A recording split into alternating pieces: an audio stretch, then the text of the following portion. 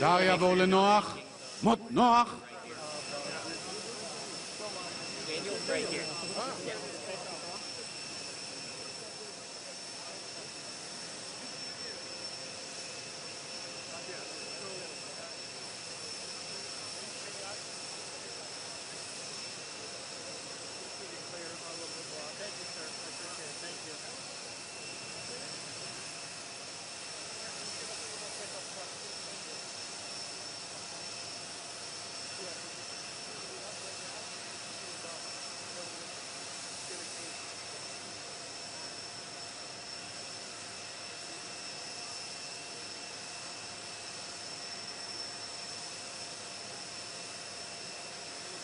This area clean.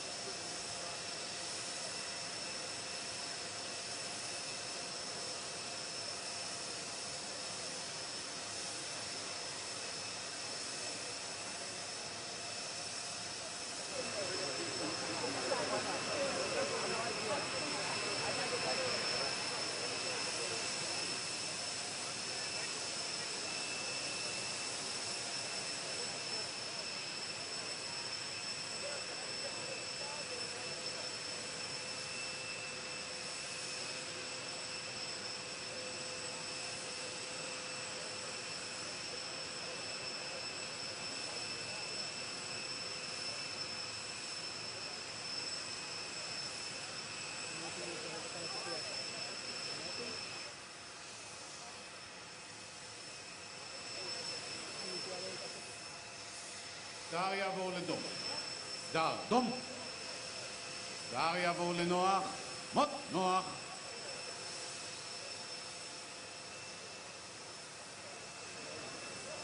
מסדר יבואו לדום. מסדר דום.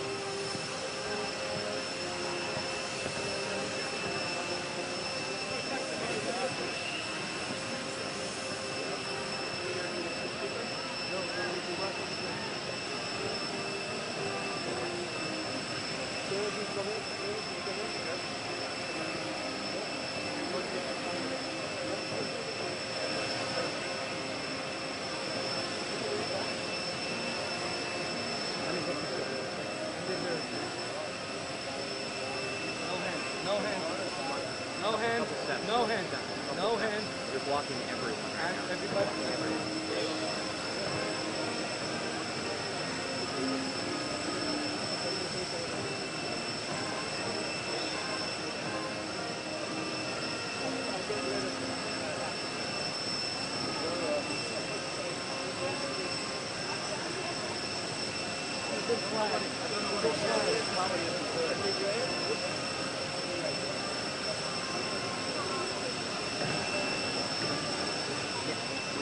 Our security doesn't want when they're walking.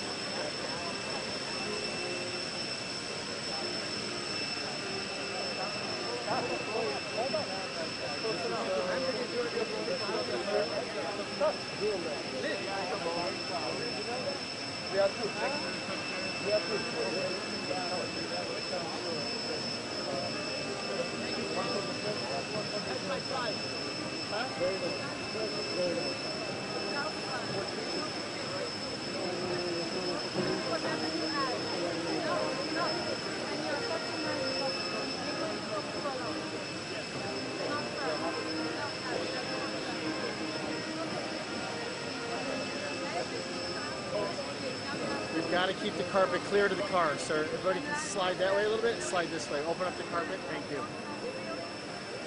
Thank you.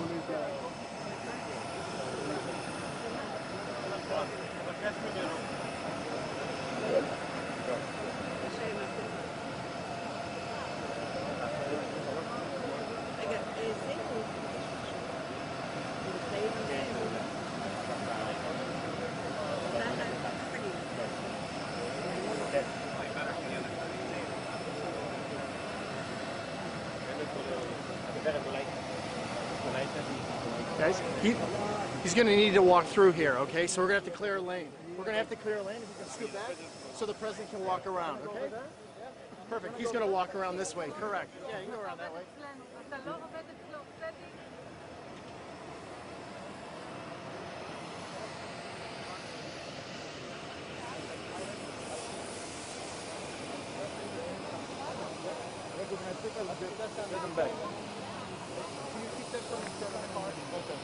רק לא מקדימה של הרכב, תעמדו פה.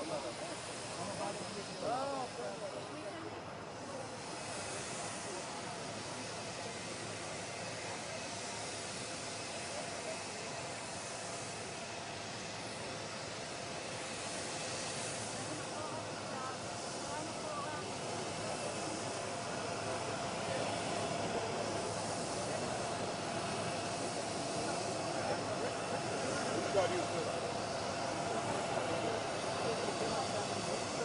Prime Minister joined him, yeah? I'm not sure. Yeah. I'm sure that's it. Okay. I've got my back to it. Okay. Okay.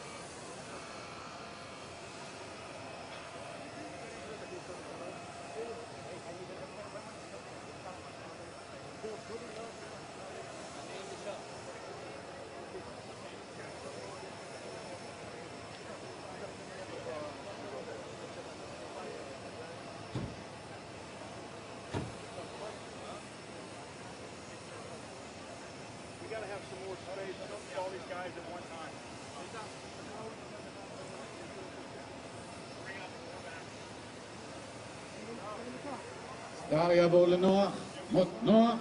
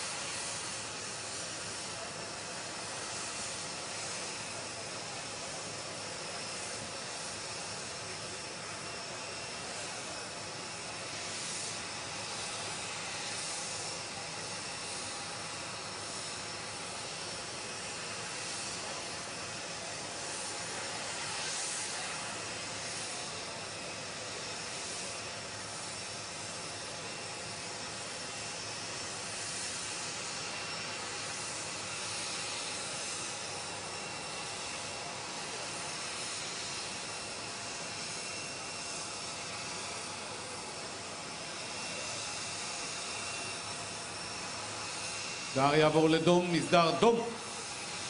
סדר יעבור לנוח, מות נוח.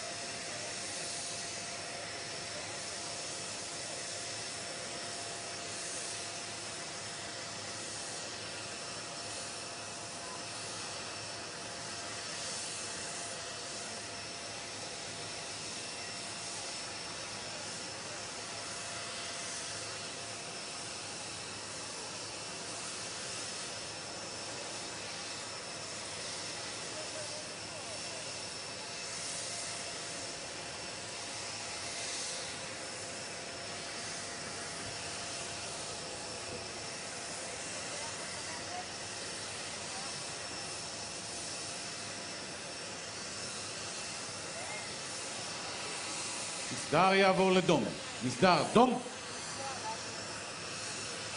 סדר יעבור לנוח, מות נוח.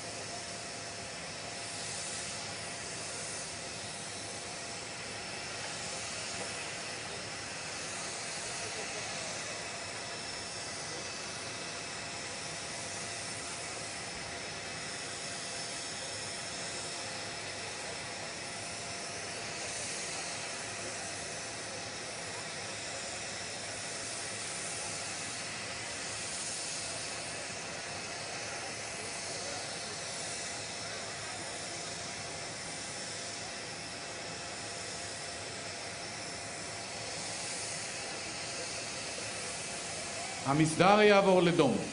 מסדר דום. מסדר יעבור לנוח. מות נוח.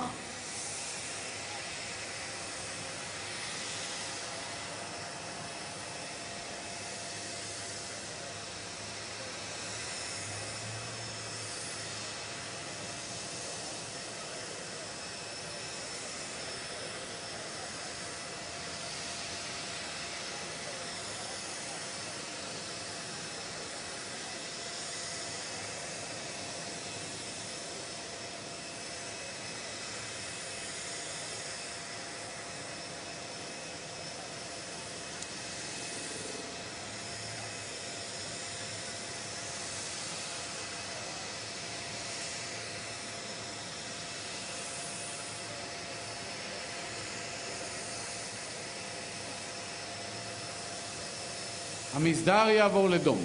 מסדר דום. המסדר חוצה. נה.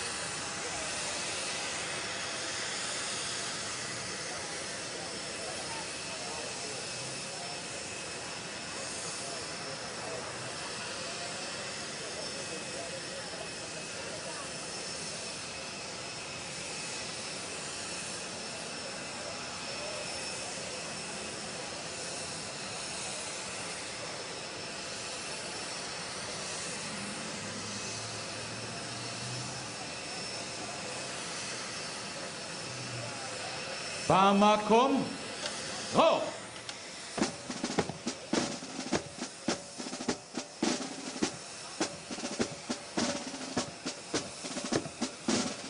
קדימה. עד.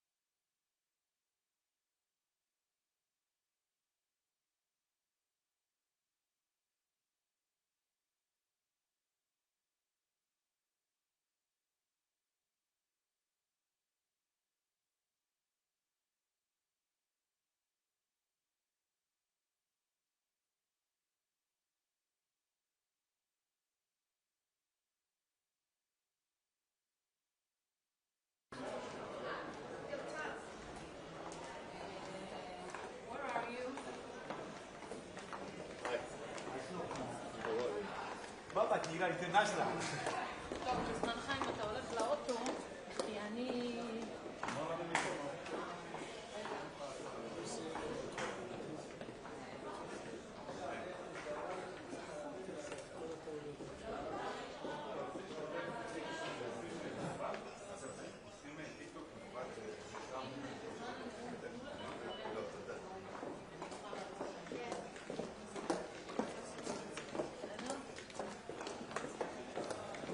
טוב, נו, חסמו פה, אפילו שירותים.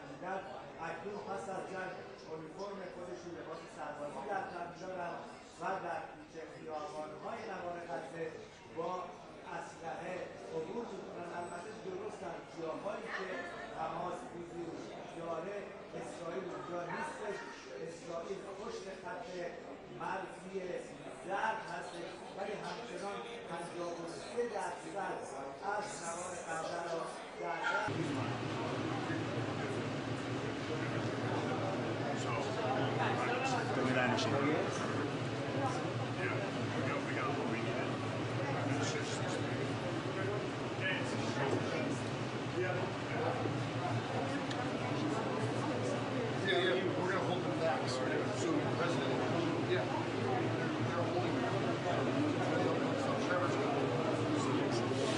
that's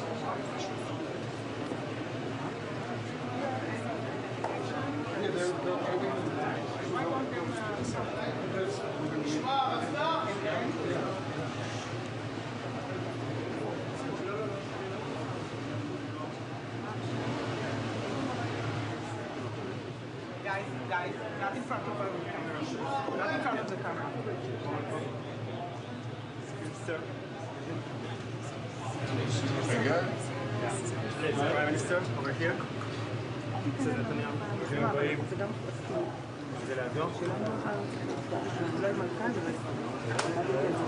רגע, זה לא טוב.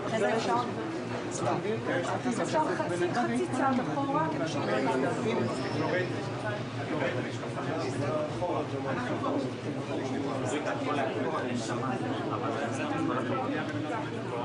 לעבור צד.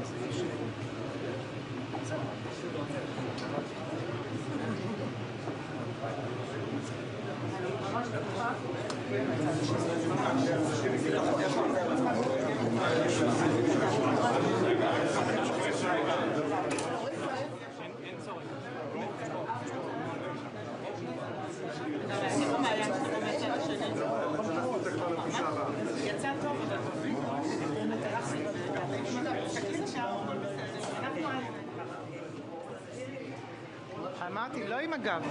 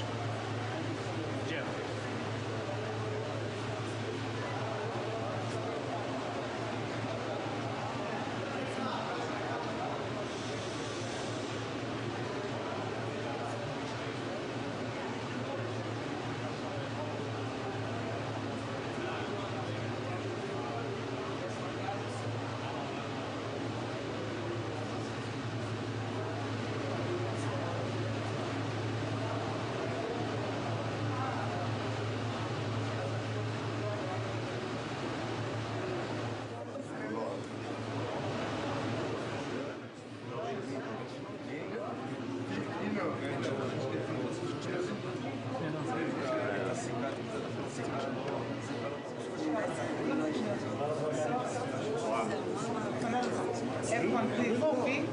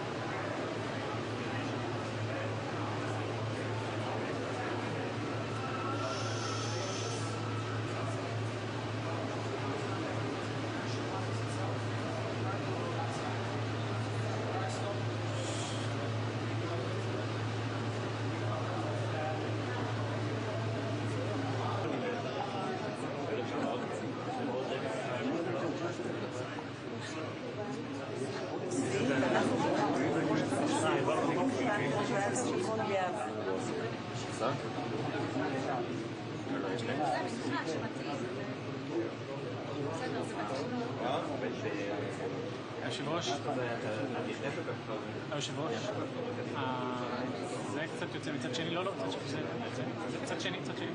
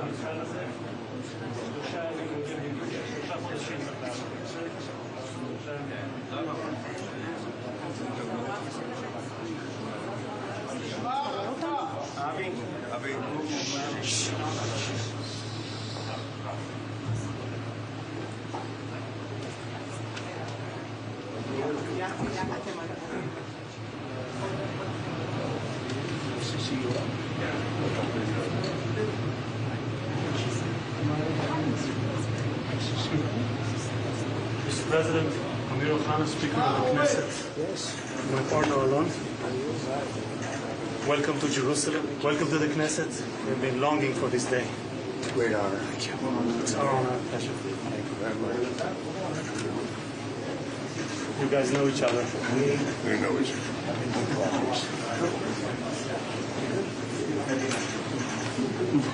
Good.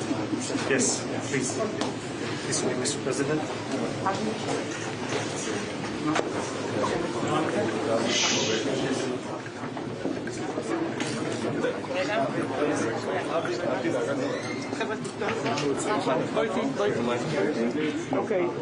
Okay, still. Video.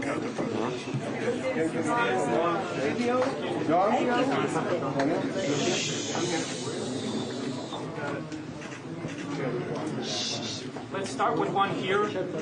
Let's look here first. Now this one. Then here. Which one? Avi? And please here. Let's try again.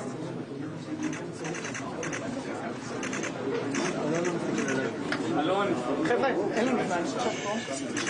Now here, please, to Avi, everyone. And White House photographer, please. Daniel? אוקיי, עכשיו על הספר? רגע, הראש מותק. היום. להסתכל על הספר. להסתכל על הספר. נועם, טיפה את היד השמתי. כן? אתה בסדר?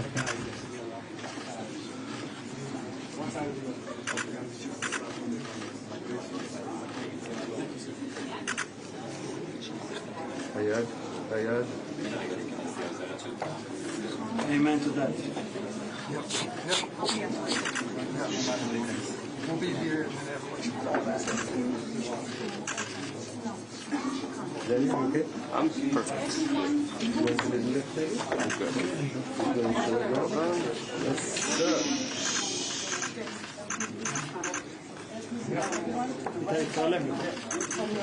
Amen to that, Mr. President. Thank you. Don't fall in. Come on.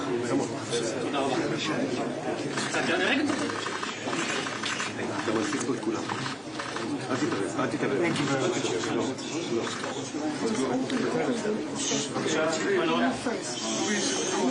Move this way. I have one in front of me.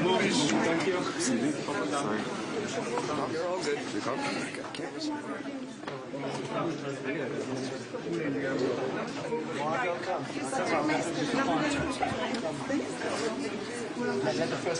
Daniel, White House counsel.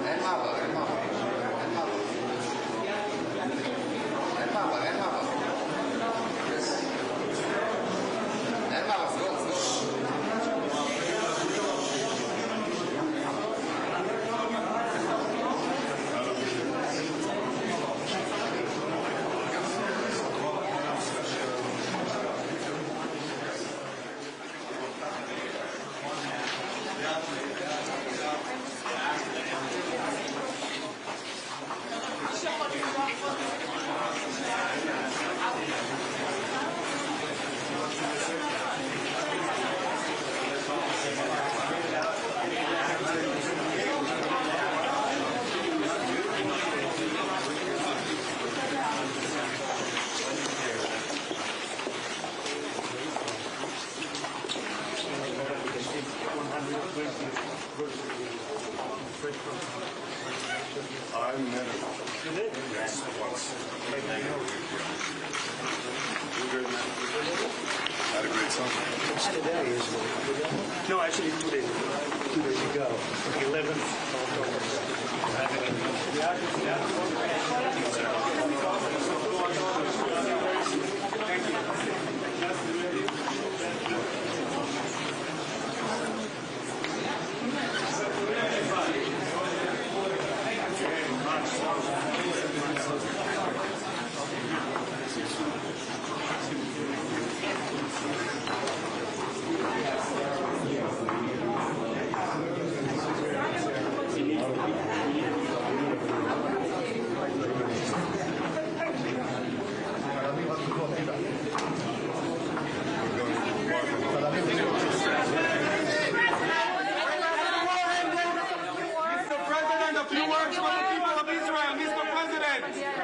Mr. President, will Israel be able to renew the war if Hamas isn't disarmed? Mr. President, can we please get a few words?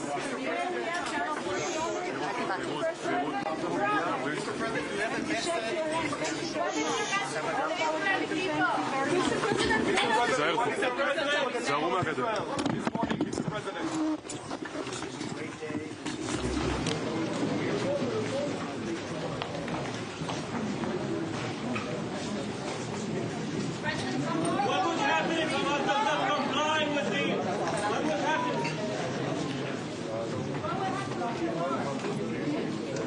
What would happen if Hamas does not comply with your plan, with this army?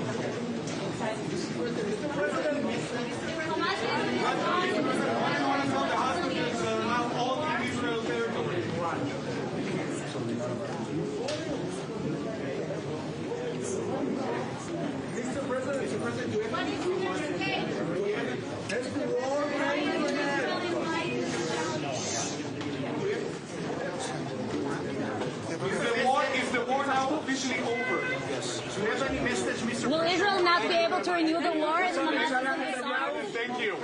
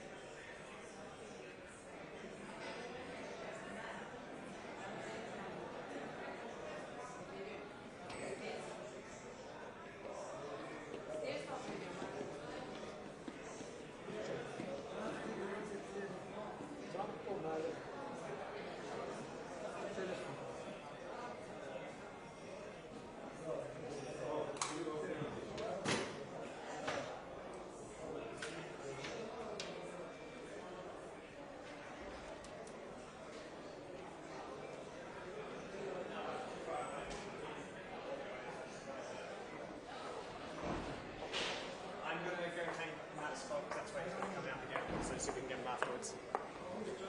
Okay. Bye. I'm going to go back to that spot. That's where he'll so maybe get him again. So what happened is everyone was trying to pass the table.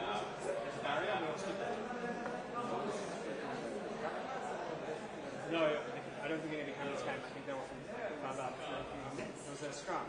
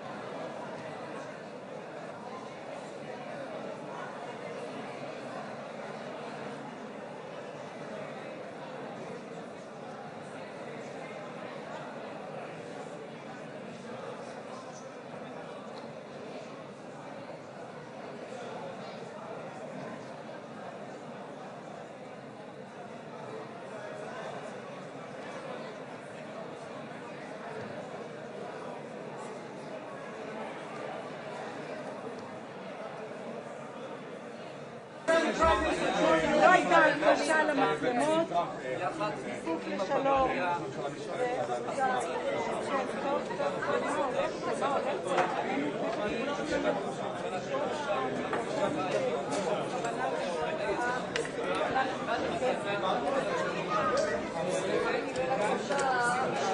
לא, רבותיי, הייתה סיבה.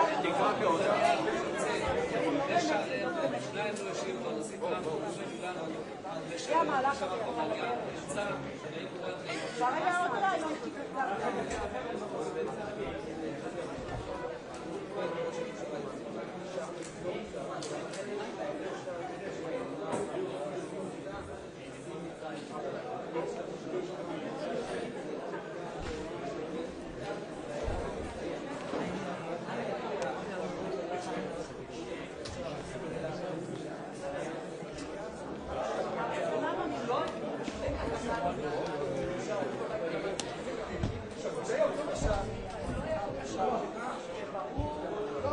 הנה יופי של עבודה, יופי של עבודה. דדי, גם אתה. ולא חלילה תרגיש...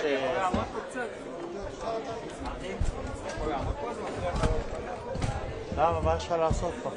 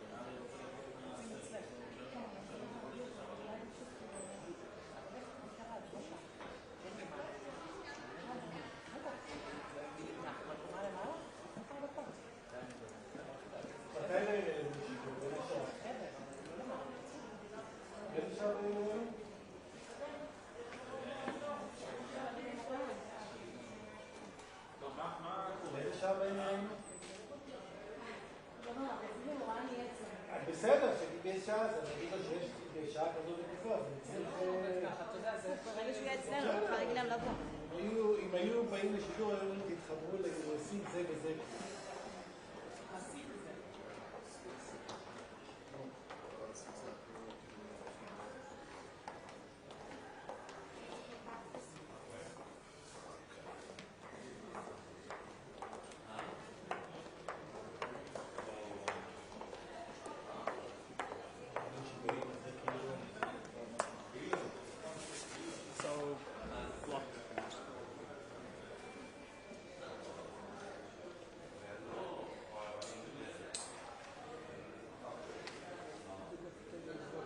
No, the cafeteria is blocked, but then when you go up, you can't go back to the. You can only go to the exit that's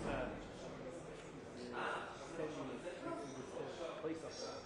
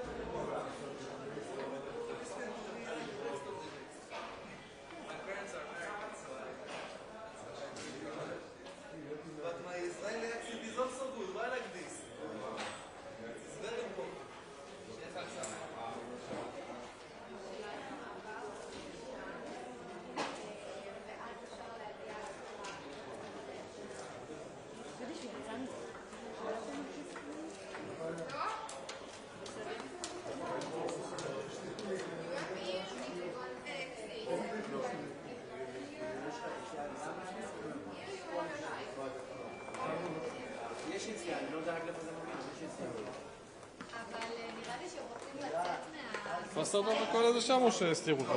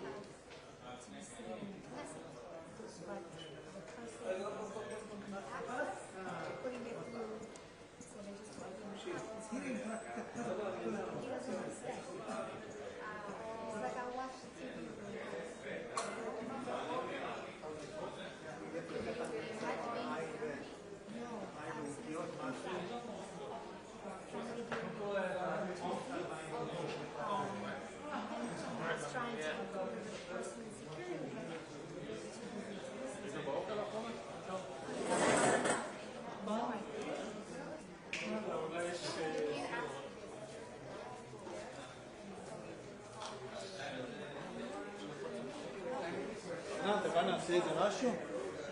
אתה רוצה להקליט דיווח? יאללה, בוא נעשה.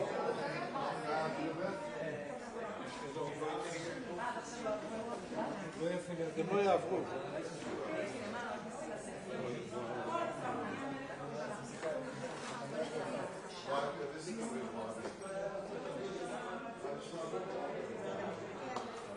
גם לא יעברו.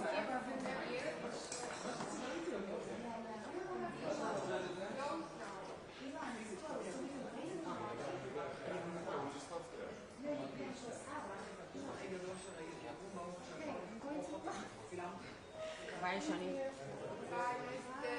לא.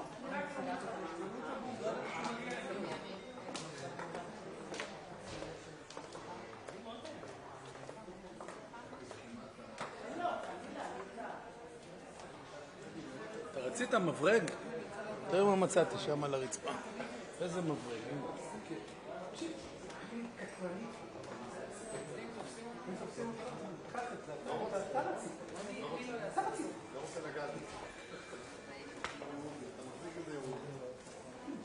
אתה צריך לחזק פה משהו?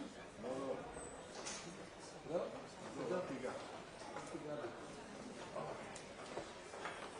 הם הציעו מצלמה דרך אגב, חדשה, שכחתי את הסרט, נדמה לי 200 או 300. זה כמו, בצורה שכמו המצלמות האלה, כן? זה כמו שלי. קנה יותר, שכחתי את זה. זה חדשן כמו זה. האופטיקה די דומה לזה.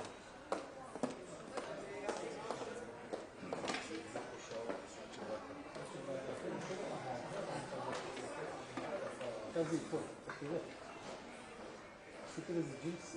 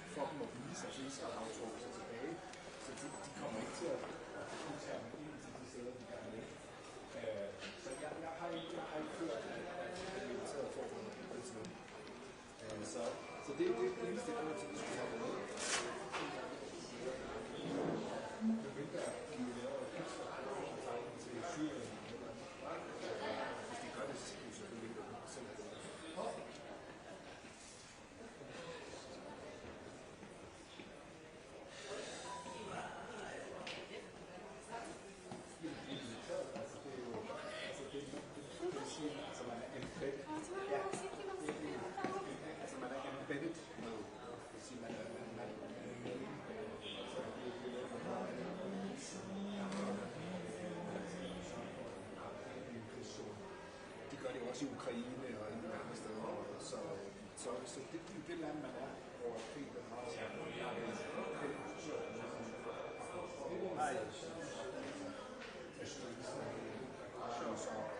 og specifikt nu i stedet til så, men jeg har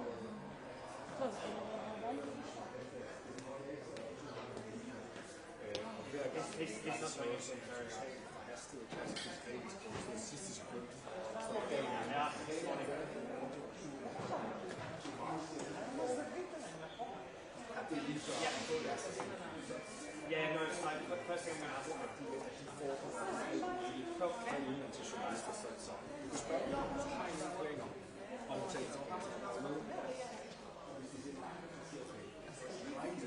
men hvis I virkelig gerne vil være på et eventuelt vildt, så skal I selv have noget. Det kommer ikke til at blive.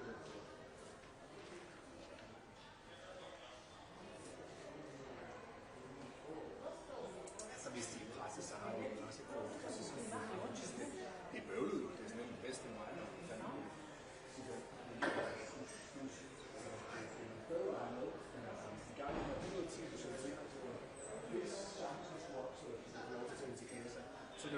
de står og ikke har så det, altså, hvis jeg var dem, jeg ville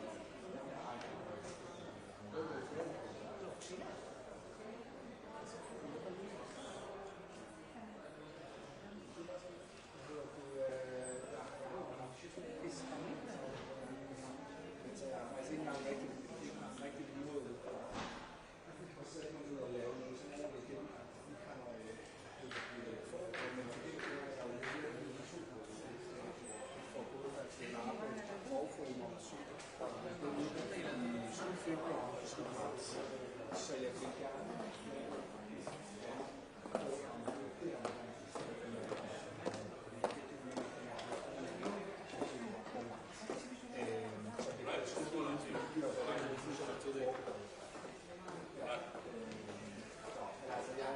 tingene stille ud af, så kommer jeg til at kunne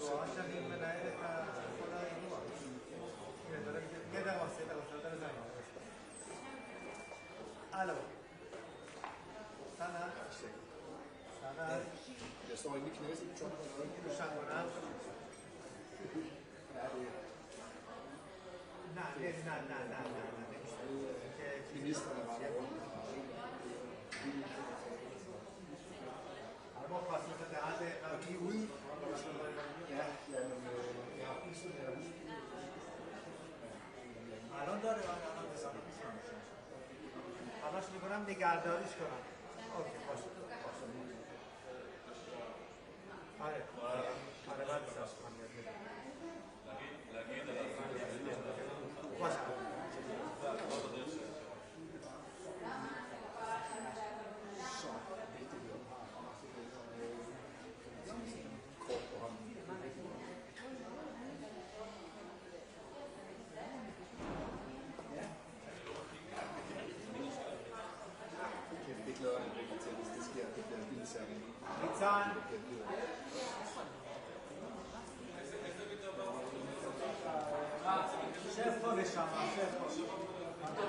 שף פה, הם אמרו שתהיה סטנדרט. שם הכורסה יותר נוחה. אני מבין, אבל אני מפחד שיפצו אותנו פתאום. או אתה רוצה להגיד ניצן, אתה בא? יאללה. כמה זמן עד שאתה עולה שם? אבק! איפה חנן? בשארם? תשמע, עדיין רק לעשות דיווח. אם היה לך עוגיה משהו תביא לי. עם מה? עוגיה או משהו. יביא לך, לך נו. יש עוגיית חשיש, אתה רוצה? איפה חנן? בוא, נו. בוא. לדשא. בוא תשב איתי, בוא. כל רגע הוא יוצא לעשן עם מישהו אחר, אז זה לא אחר. כל הזמן הוא מעשן, מאז שהגיע לזה. לא, מחר הוא יוריד את הכל. מה אמרת לראות? כדורגל? מה אתה רואה? צריך להיכנס פה איכשהו. זה נראה לי בקומה בין לבין. מה שאתה רוצה לומר זה יהודים. התקטורמים, תבדוק מה שמו לך בכלא פחלות. זה בניין, אל תאמין פה לאף אחד. הכל פג תוקף.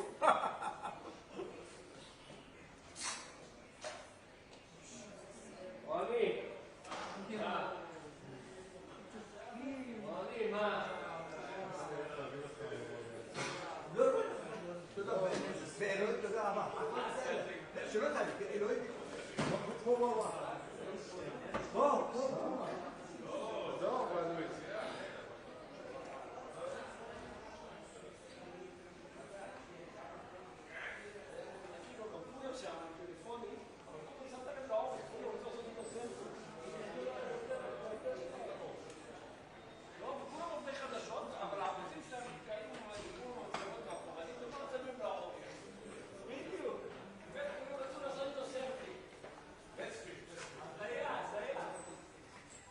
אתה רוצה לסיגריה?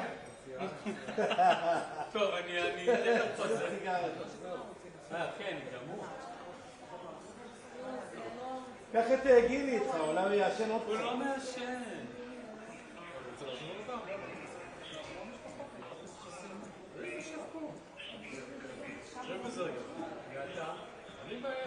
מיסטר בבא כדאי.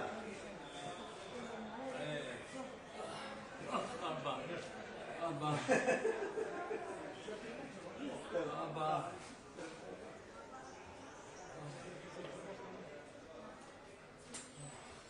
Mr. Bond this time. Yes? Babaji.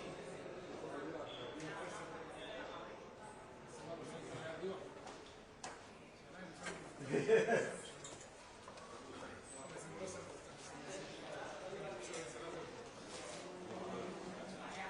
מה, הוא גם לא נוהל לישון על זה? אתה מתחיל... דרך אגב, אם נצא מכאן, אנחנו יכולים לא. בטח שכן. אנחנו בלמטה, אח שלי.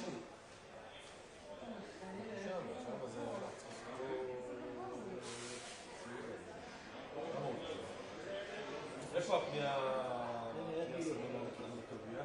אוקיי.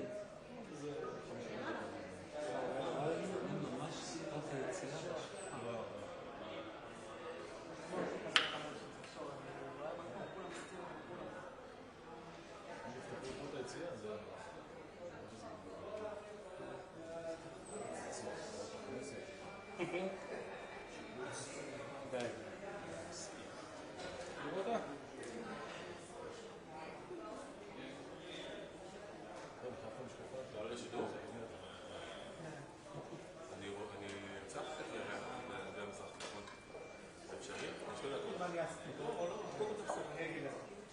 הסיפור הזה במצרים, בטח איראן, בא אצל נחלצת.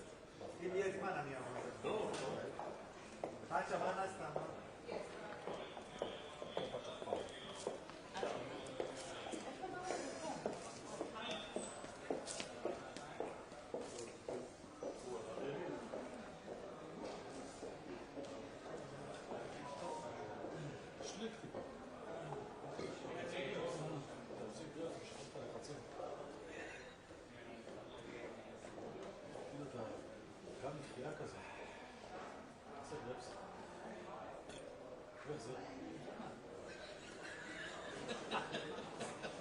לא, תן לי, מנמנם לי בראש, אני לא יכול.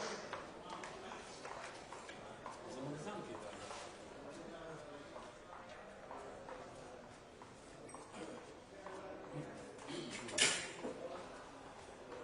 עכשיו שהיינו בקיבל, מי שחבר, זה בשני או הייתי כסף. היה לי שאתה 50 שקל אף אחד נצח איתו בכסף.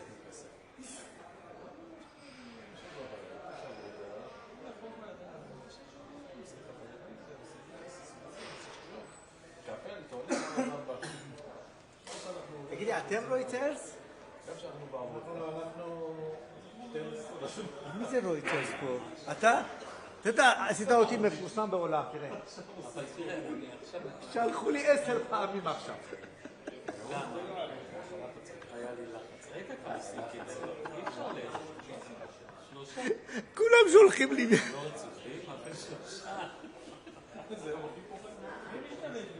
לא חודשים, שנים. הערוץ שלנו, כן. זה משתמשים, אני לא משתמש.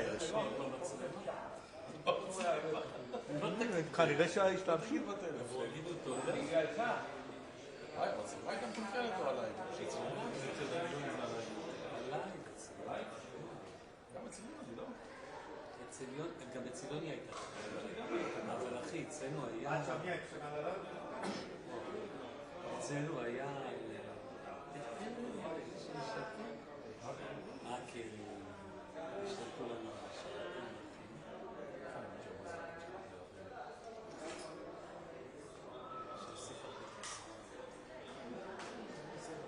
לא, זה דווקא בא לי. זה אכפת לי שעושים קצת, כן? אבל כאילו... סיבה לא לקום לך, נכון? אני? מה אני עושה כל היום? הנה, בבית, אני מתרפץ כל היום. הנה, אני מתפלל היום הזה. אני לא נשאר שנייה אחת.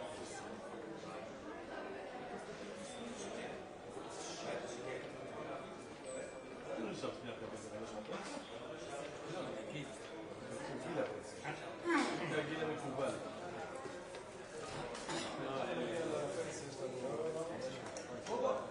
רשמתי את זה, הכל טוב, רשמתי את זה. איפה רשמת?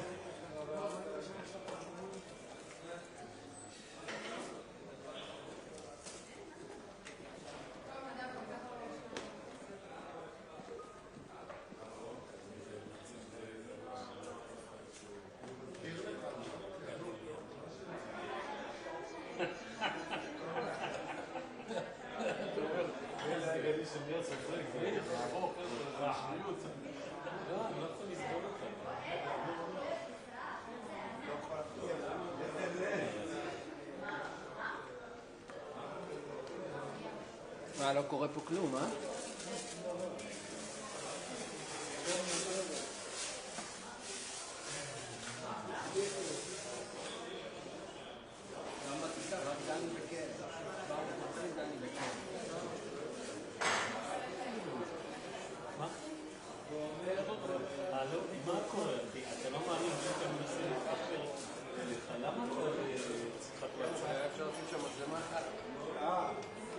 לא צריך יותר ממצלמה אחת.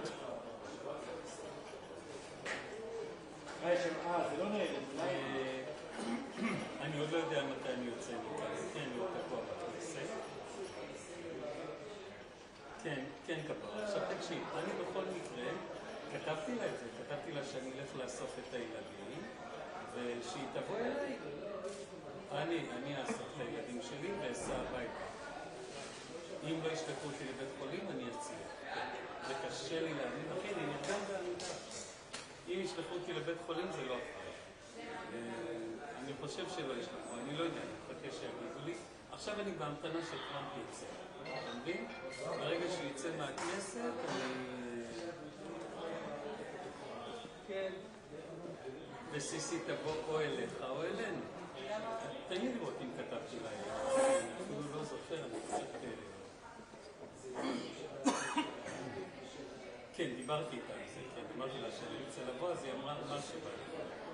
כאילו, אין לה בעיה, אחי, תשמח אחי. היא לא רוצה להעיק, אתה מבין? טוב, אתה מסתדר אחי עם ההכנות, עם זה?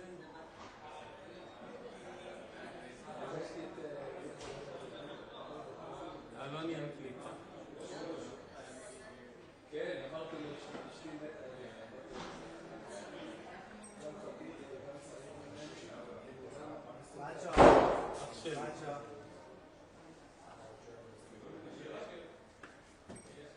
טוב, לעשות את הפנסים האלה על הדגים וזה, ונייר אפייה ונייר כסף. טוב כפרה, יאללה. כן, אפשר כבר לשים הכל בבית. טוב, אני אדבר איתה ברגע שאני אתפנה. ביי. אז כמה זמן אתה שם לדבר על זה? אני לא מאמין. אתה דעת? לא משנה, גחלים או לא גחלים, אני שם נייר. אתה יכול לצאת לסיגריה עכשיו, אחרי שדיברת 5 דקות בטלפון. אדוני, אתה יודע איך אני עייף מהיום עבודה הזה? זה יותר מעייף פי 1000 ממה שאתה אומר. נו, ברור. אני גמור. אתה לוקח שמן זית? שמן זית. לימון. למסמס לבד. לוקח שמן זית, לימון, מחתיש בפנים 5-6 נשות. מחתיש, כן? לוקח. אבל מוכתש או לא? זה כזה חוצה, אבל בזה, זה צלת. השליק דקה, לא? כף מלח, או כפית. אתה בדיוק את זה לך?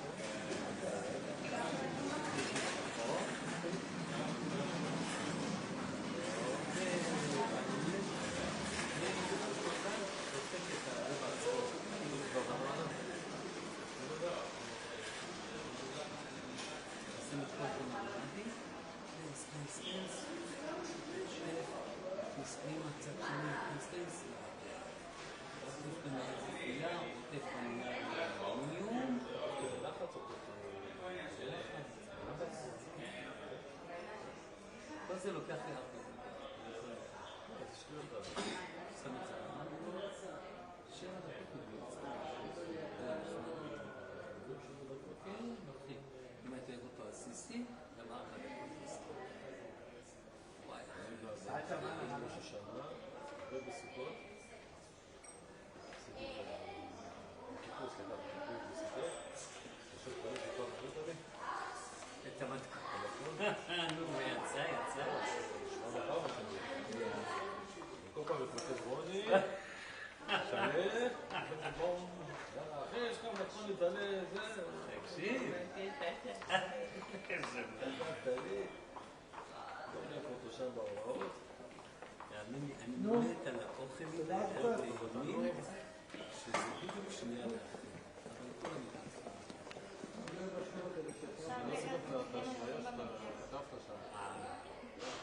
ברגע האחרון. תקשיב, אני יודע sure about it. sure about it. זה ברמה כזאת שזה כבר כאילו אתה עושה את זה עם מבושה, זה לא עשיתי להם עם בס ביום לפני כל יום. אחר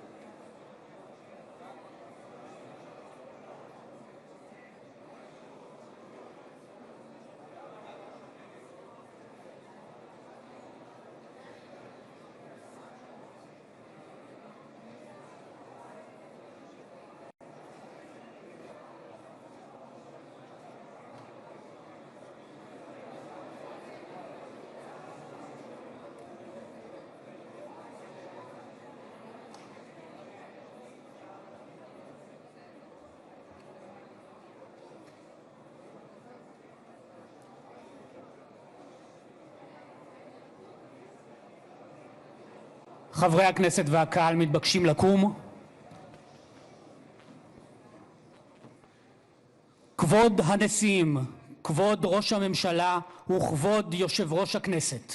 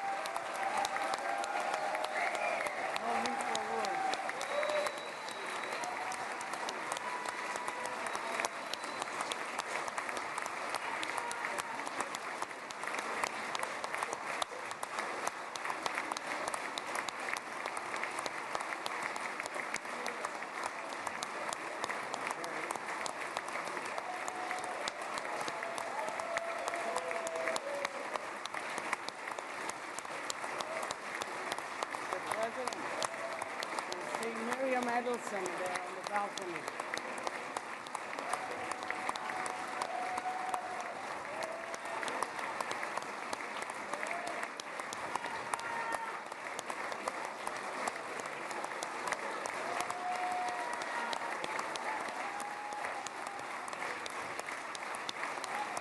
So much they love you.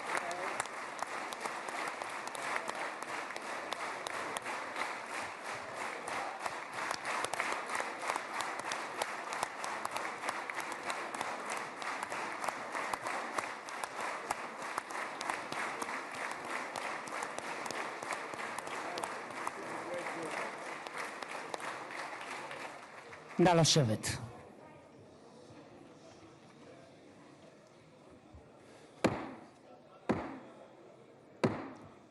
חברות וחברי הכנסת, היום יום שני, כ"א בתשרי התשפ"ו, 13 באוקטובר 2025, ואני מתכבד לפתוח את הישיבה המיוחדת של הכנסת לכבוד נשיא ארצות הברית של אמריקה, מר דונלד ג'יי טראמפ.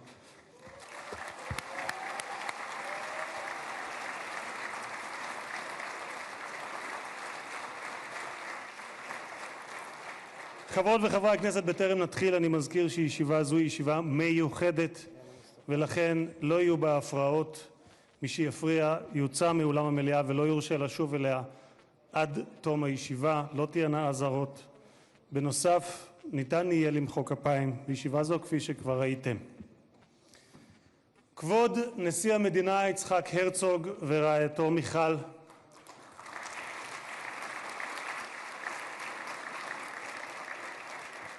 כבוד ראש הממשלה בנימין נתניהו ורעייתו שרה,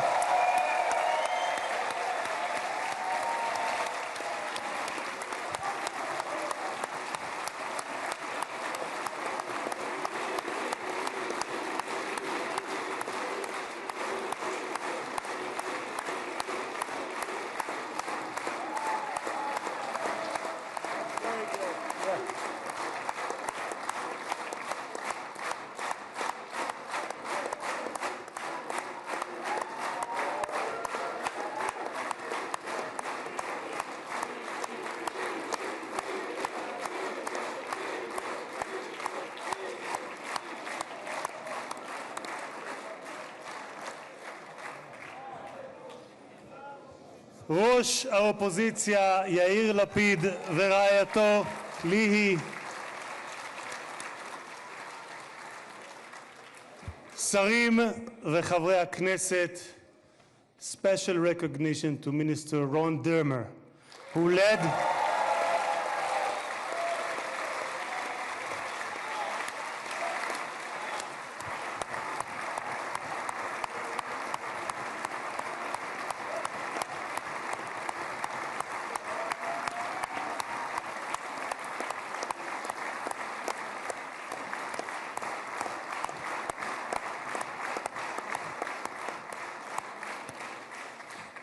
special recognition to Minister Ron Dermer, who led the negotiation team on behalf of Israel. Thank you, Ron. Secretary of State Marco Rubio,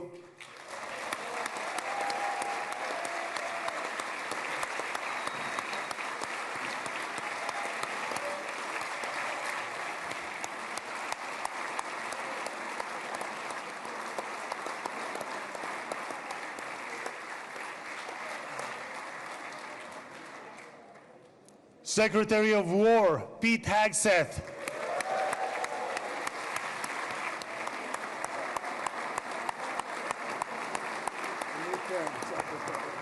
Secretary of War, I like it, I love it. Chairman of the Joint Chiefs of Staff, General Dan Kane.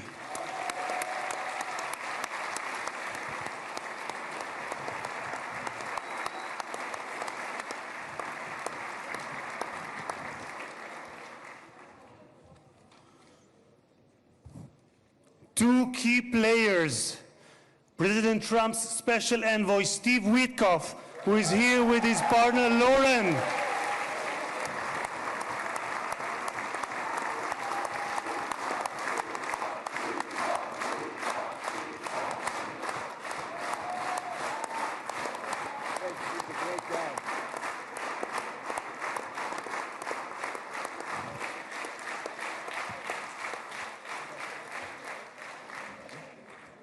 and Jared Kushner, who is here with his wife Ivanka.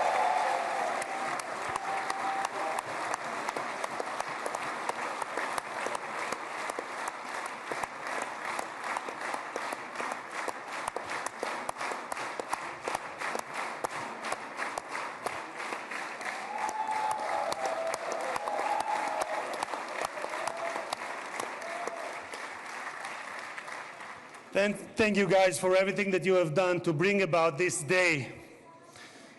Ambassador of the United States to Israel, my dear friend and my absolute favorite rock star, Mike Huckabee. Do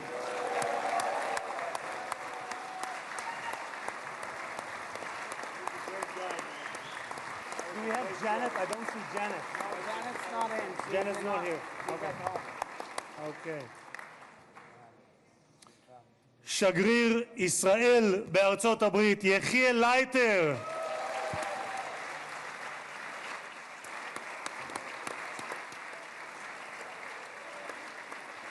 תודה. שגרירים וראשי משלחות זרות, ראש עיריית ירושלים משה ליאון ורעייתו סתווית, סגל א' של המדינה, ראשי גופי הביטחון, אלה שנמצאים איתנו ואלה שבשטח, הרמטכ"ל רב אלוף אייל זמיר,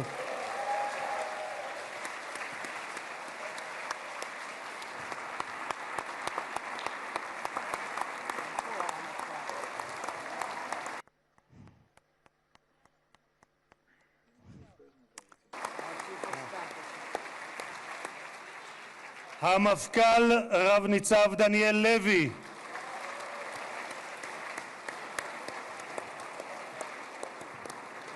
נציב שירות בתי הסוהר רב גונדר קובי יעקבי, Mr. Jacobi, he's one of those who is in Mr. Eyal Kaspi, the head of the fire, the head of the Mossad, Mr. David Barnea.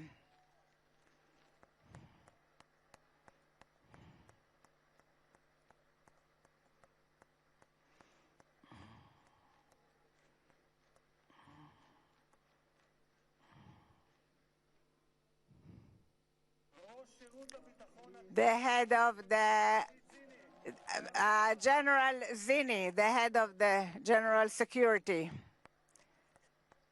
Great success to you.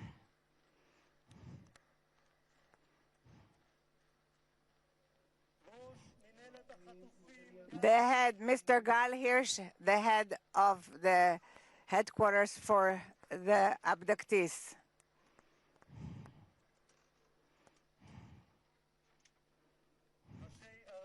Mayors and the local authorities, the chairman of the Knesset who brought about a visit in 3 days, which usually takes 3 months, Mr. Itzik Edry, the secretary of the Knesset,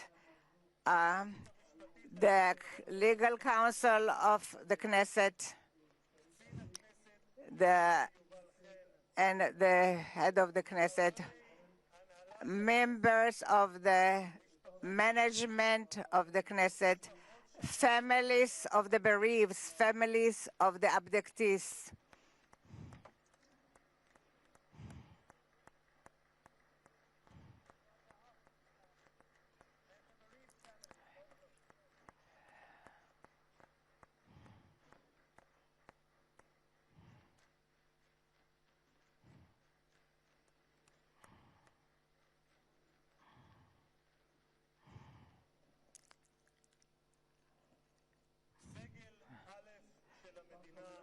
The head, great honoraries, and I am exempt the others from mentioning them, dear and the citizens of Israel. I had the special honor to bless together with you the best friend that Israel ever had in the White House.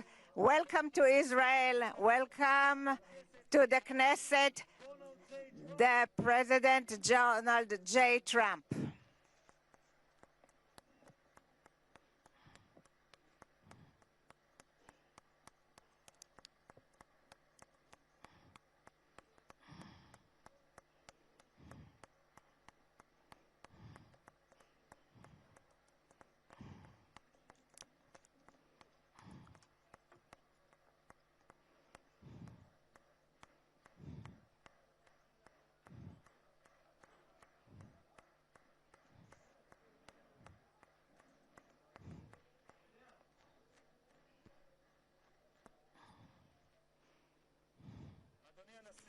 Mr. President, I would like to thank you that you granted the Knesset the honor that it is the first parliament that you are visiting in your present term. In the Jewish tradition, we are used to bless you, the one who gives us the honor. Thank you very much, Mr. President, President Trump. Honorary President, 2,000 years ago, we were exiled from our homeland, but in all the diaspora that we lived by, we never forgot Jerusalem, the beating heart of the Jewish people, since it's for which we prayed for year after year. And 7 years ago, it was you, President Trump, that in the name of the United States, you recognized Jerusalem as the capital of Jerusalem. You executed a promise that many other presidents promised. You transferred the embassy to Jerusalem. Thank you very much, President Trump. Thank you very much, President Trump.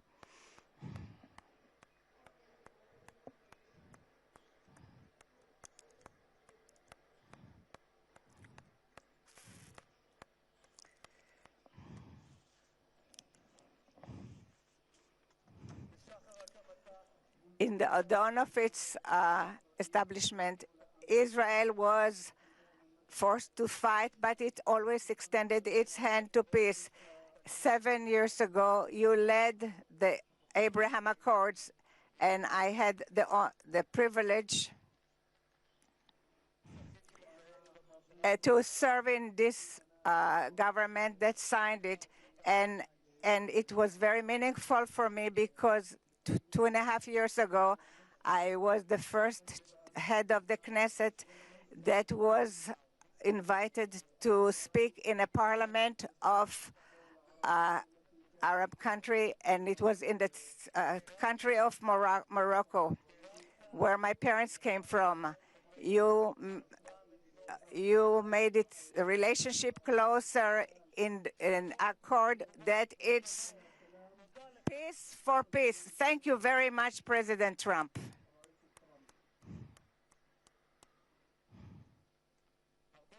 Many years before your first term, already in 2011, you identified this danger of nuclear Iran.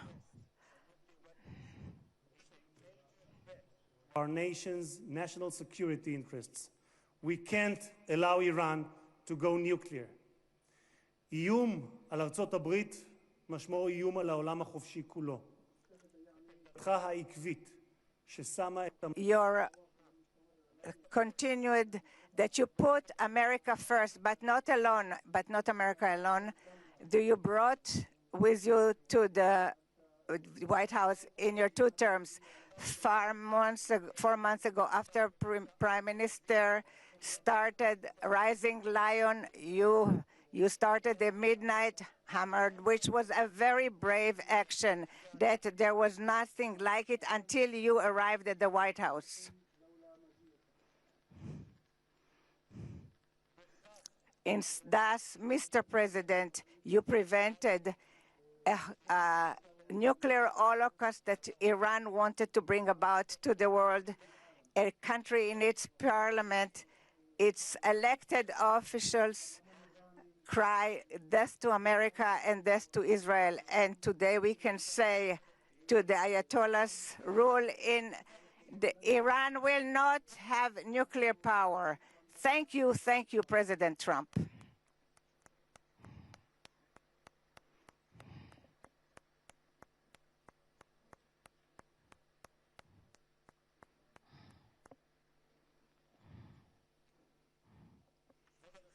Mr. President, today the Jewish people are ending the holiday of Sukkot, and tomorrow it will be Simchat Torah. And 2 years ago in Simchat Torah, It was the most difficult day for the State of Israel since its establishment and for the Jewish people since the Holocaust. Many times I came with many visitors to the area of the slaughter, and I saw the horrors. And few weeks after the 7th of October, I accompanied Jared and Ivanka who came to those difficult areas. We saw what we were in Kfar Aza, and we saw what we hope that we will never see again, horrible sights of pogroms, children, men and women, the elderly, they are no longer there.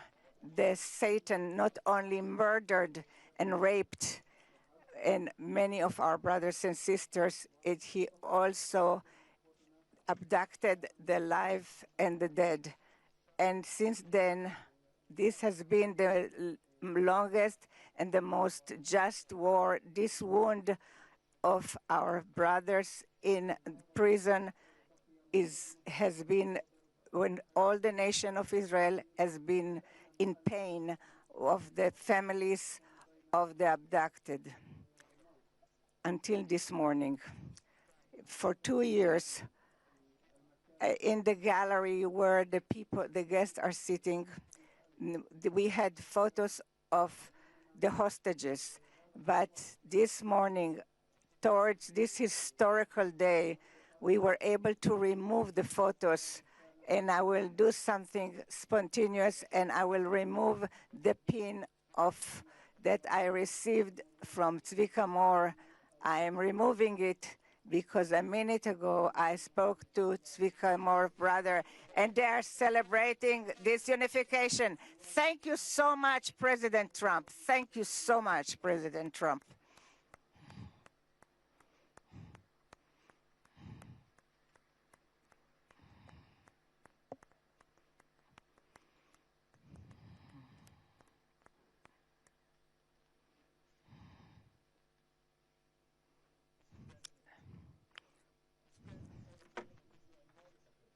Other American president, but as a giant of Jewish history, one for whom we must look back 2.5 millennia into the mists of time to find a parallel, Cyrus the Great. You, President Donald J. Trump, are a colossus who will be enshrined in the pantheon of history. Thousands of years from now, Mr. President, the Jewish people will remember you. We are a nation that remembers. Far from being a local struggle, what we are witnessing is a global struggle, a global battle between the forces of extremism, radicalism, and fundamentalism, and those of freedom, liberty, and democracy.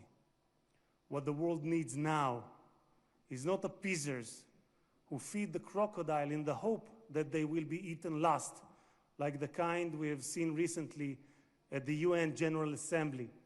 And by the way, President Trump, your team has checked the teleprompter. It is working beautifully.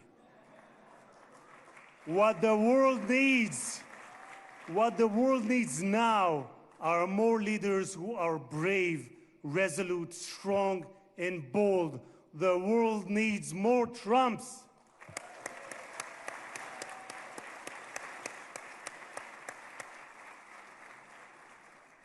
Mr. President, with your permission, I would like to take this moment to address Prime Minister Netanyahu.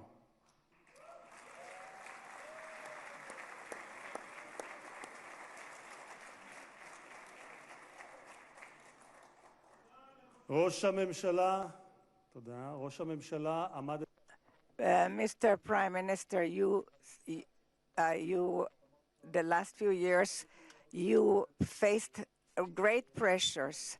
Steve Witkoff, the special envoy that fought along with you to return the hostages, said about you, the most difficult work was that of the Prime Minister.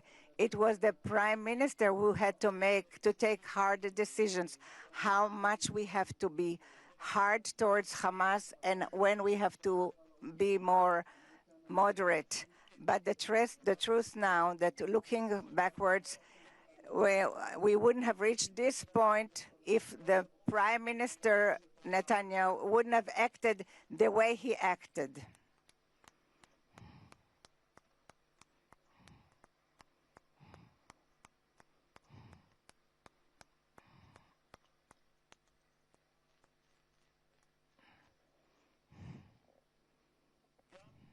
Also, my President Trump believes that the Prime Minister Netanyahu made hard decisions, and there were people who would have been less brave who wouldn't have made these decisions. We are here today because the Hamas did not have an alternative. So says Witkoff. The pressure was great, and therefore we progressed immensely, and this is what brought about this agreement. This is what the envoy Witkoff has stated. Mr. Prime Minister, yesterday, on his way to Israel, the President Trump, that you are the right person at the right time, and I'm proud to say here in front of the whole world that thanks to you, we achieved the great things that we have achieved. Thank you so much, Mr. Prime Minister.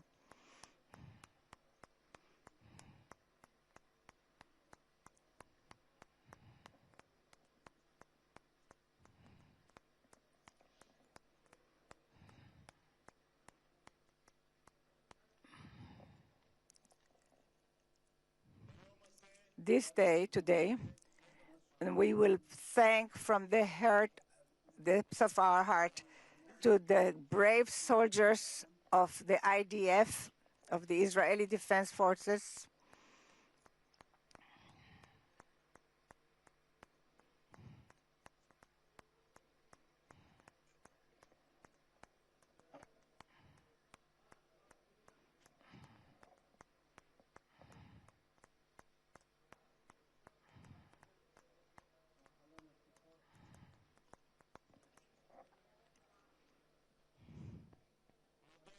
we will thank to the IDF brave soldiers who fought like lions and endangered their lives in order to protect the state of Israel. Many of them sacrificed their lives for the country that bows its head. Their blood did not die in vain, because with their heroism they brought this state, and their names will be inscribed forever in the hearts of the nation. President. There was not a single person on this planet who did more than you to advance peace. No one even came close. Your election to the presidency marked a turning point, not only for the United States, but for the entire world. Through your strength of character and unwavering resolve, you brought an end to bloody conflicts in no fewer than 8 regions across the globe. In less than 9 months, you became one of the most consequential presidents in history. You saved countless lives that would have been lost without your leadership. And as our sages teach, whoever saves one life, it is as though he has saved an entire world.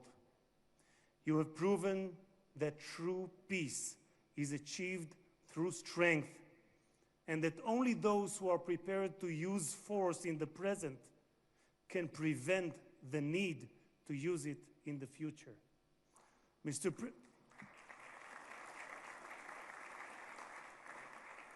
President, you, more than any other individual, are deserving of the highest recognition for your efforts in promoting peace.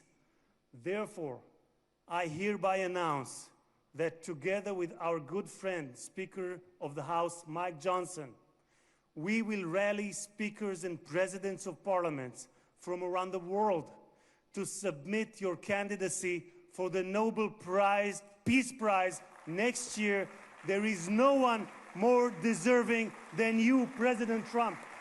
No one.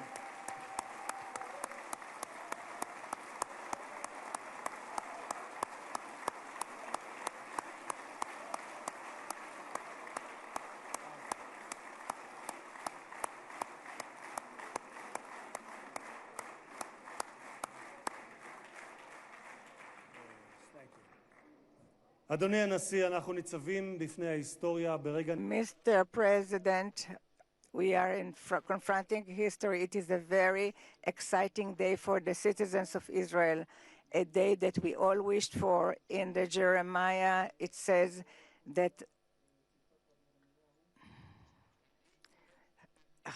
from when we hear your cry, there will be a wage for your and they will return from the country of the enemies, and the sons returned to their borders, to their land. The book of Jeremiah. I want to wish all the hostages how happy we are and how good it is that you're back home. The President Trump, who will give us that the God Almighty will bless you, your family, your country, and all those who are dear to you, and will make America. And may God bless the state of Israel. תודה רבה וחג שמח.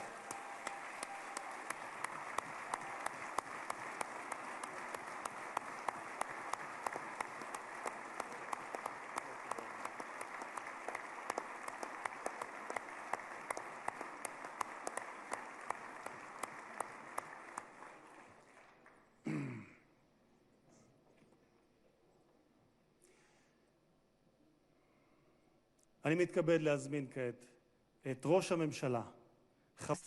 I am inviting now Mr. Benjamin Netanyahu, the Prime Minister, to say a few words.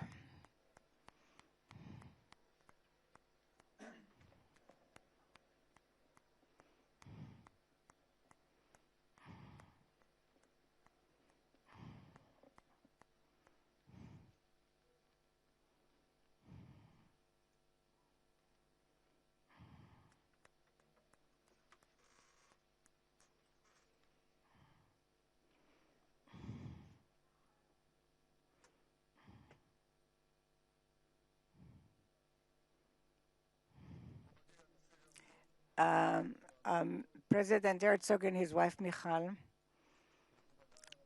and the great honorary guests, and headed by our great friend, the President of the United States, President Donald J. Trump.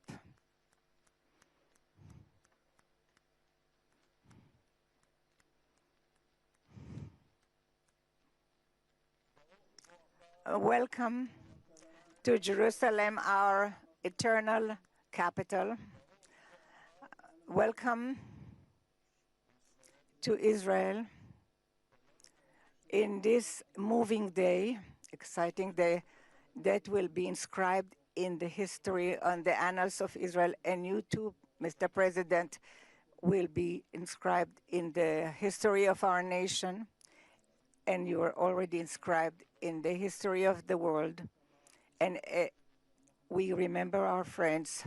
We know your part, your important part, and the determined part of the return of the hostages in this day, when we were informed today, an hour ago, that all our live hostages returned back to us. What excitement.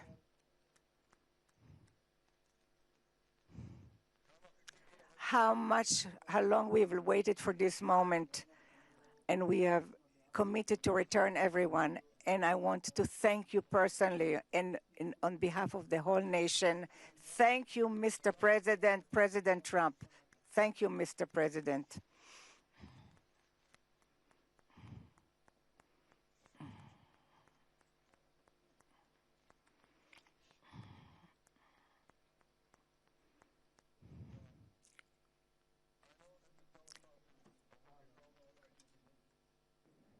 but I'm not sure about the translation. So I'll say words in English. President Trump, the Knesset welcomes you and your distinguished delegation to Jerusalem, our eternal capital.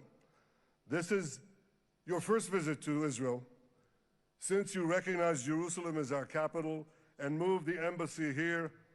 Thank you, President Trump, for that.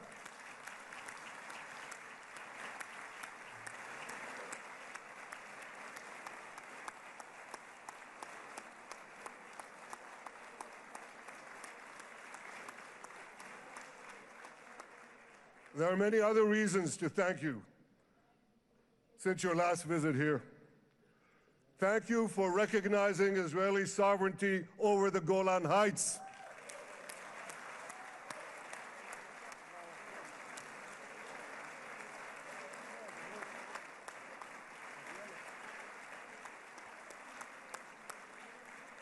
Thank you for standing up to the lies against Israel in the United Nations.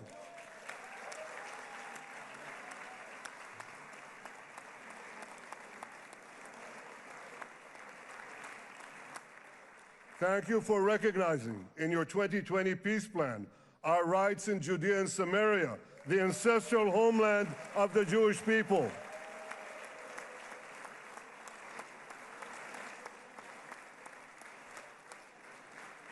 Thank you for brokering the historic Abraham Accords. Abraham, Eskhemei Avraham.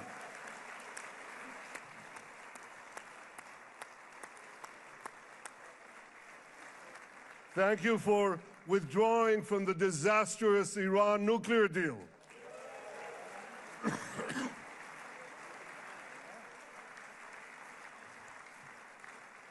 Thank you for supporting Operation Rising Lion and for your bold decision to launch Operation Midnight Hammer. Boy, is that, you got to hear this.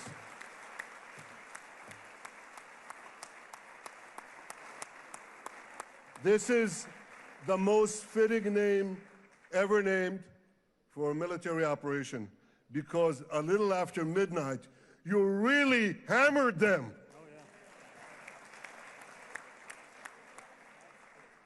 My friends, this is only a partial list, but it's enough to affirm what I've said time and again. Donald Trump is the greatest friend that the state of Israel has ever had in the White House.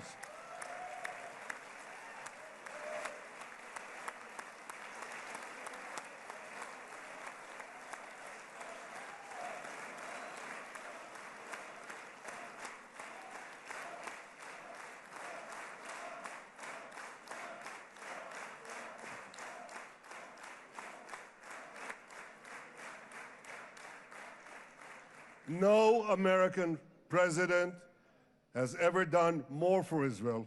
And as I said in Washington, it ain't even close. It's really not a match. Mr. President, today we welcome you here to thank you for your pivotal leadership in putting forward a proposal that got the backing of almost the entire world. A proposal that brings all our hostages home.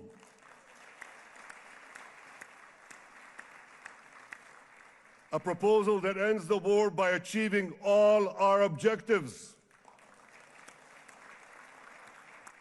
A proposal that opens the door to an historic expansion of peace in our region and beyond our region. Mr. President, you are committed to this peace. I am committed to this peace. And together, Mr. President, we will achieve this peace. We've done it before. We've done it before in the Abraham Accords, and we'll do it again. Mr. President, today the Jewish calendar marks the end of 2 years of war. That war began on October 7th, on the Jewish festival of Simchat Torah. You always tell me, and you tell the world, remember October 7th. Mr. President, we remember. We remember the thousands of Hamas terrorists who stormed into our towns and kibbutzim. We remember the 1,200 people Hamas savagely slaughtered in cold blood, including dozens and dozens of Americans. We remember entire families burnt alive as they embraced each other. We remember the beautiful young Israelis brutally gunned down at the Nova Music Festival. We remember the hundreds of our citizens who were dragged into the dungeons of Gaza, including 12 Americans, men and women, young and old, babies and elderly Holocaust survivors. My friends, Mr. President, Donald, these monsters take babies as hostages. In response to this barbaric attack on October 7th, Israel did what it had to do. With indomitable courage, we set out to defend our people, to defeat our enemies, and to release our hostages. Our heroic soldiers fought like lions. They fought on the front lines of civilization and barbarism. Israel achieved amazing victories over Hamás and the entire Iran terror axis.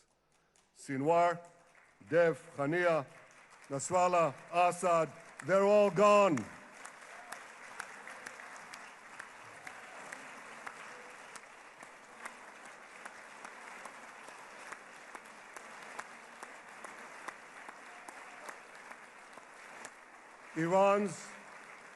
Iran's nuclear weapons and ballistic missile program, with your enormous help, Mr. President, rolled back. Half the Houthi leadership wiped out. But the price of this victory, the price of these victories, has been heavy. Nearly 2,000 of Israel's finest were lost, nearly half in battle. They left behind parents, spouses, siblings, and children. Their love and laughter, their promise and potential were lost forever.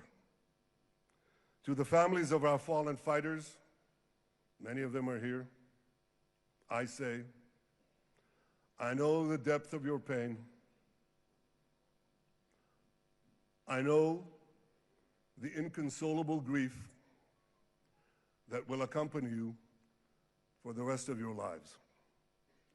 The state of Israel bows its head in eternal gratitude to our fallen heroes.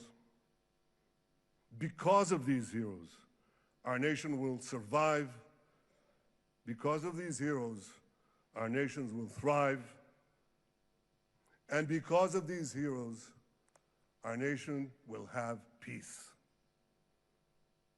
Mr. President, thousands of our brave soldiers were also wounded, suffering terrible blows to body and soul. Brave soldiers like Ari Spitz. Ari is an American.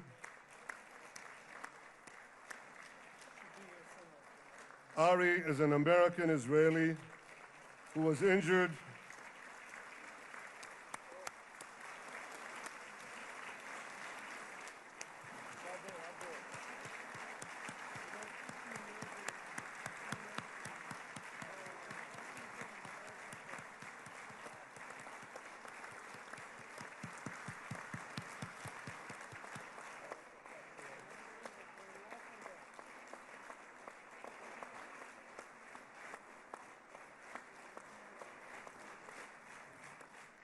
Ari is an American Israeli who was injured in Gaza while searching for Hamas terrorists and weapons.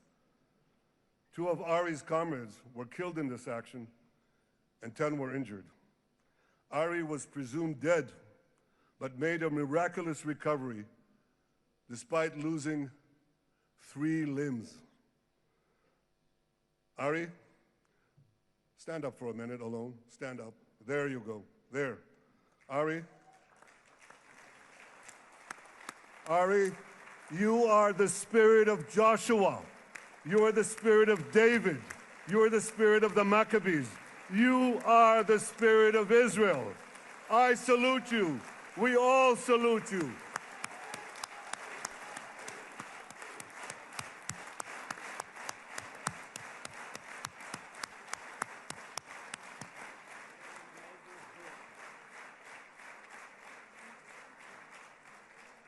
Sabine Tassa of Kibbutz Netiv HaAsara is watching us today from the Israeli consulate in Los Angeles. Sabine lost her husband and her oldest son on October 7th. She is the mother of 3 other boys. 2 of them, Koren and Shai, witnessed their father jump on a Hamás grenade to save his 2 sons. We all saw the film of those 2 boys crying out in pain, "Father is dead. Why? Why did God save me?" Mr. President, my friend Donald, I've seen some very tough things in my life. But I couldn't bring myself to watch those boys suffering again. So I didn't see this film except once. Yet Sabine, their mother, has had the strength and fortitude to show this film across the world. And my wife Sarah and I asked her, "Sabine, how do you do it? Why do you do it?" And she answered, "I do it to show the entire world the monsters Israel is fighting and the justice of our cause." This is what she's doing once again in Los Angeles. Sabine, you can hear me now, so I want to tell you on behalf of all of us, you embody the spirit of our biblical heroines, Deborah, Ruth, and Esther. You too are the spirit of Israel, and we all salute you.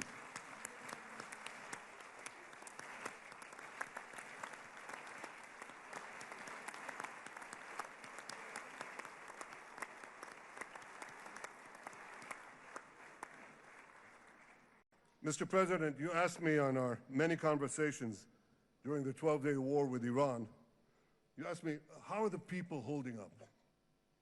And I said to you, our people are strong. Israelis are a nation of lions with unlimited resolve to defend our country and secure our future. The people give strength to our soldiers, and the people give strength to me and to my colleagues. The Jewish people have risen from the ashes time and again, but when we formed the State of Israel and the Army of Israel, we pledged never again would be defenseless against our enemies. And that resolute strength not only assures our survival, it assures our future, it assures peace.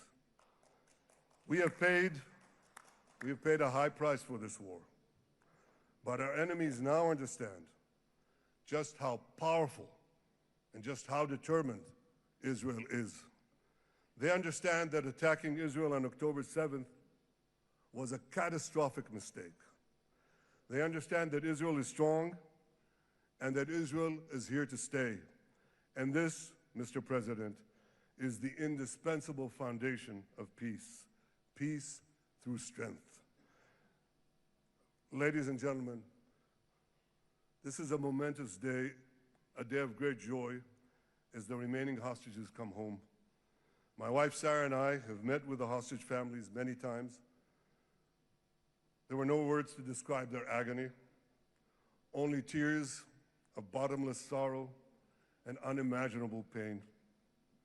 At the beginning of the war, I promised to bring all the hostages home. Today, with the indispensable help, the determined and focused help, the unremitting help of President Trump and his team, and with the incredible sacrifice and courage of the soldiers of Israel, we are fulfilling that promise.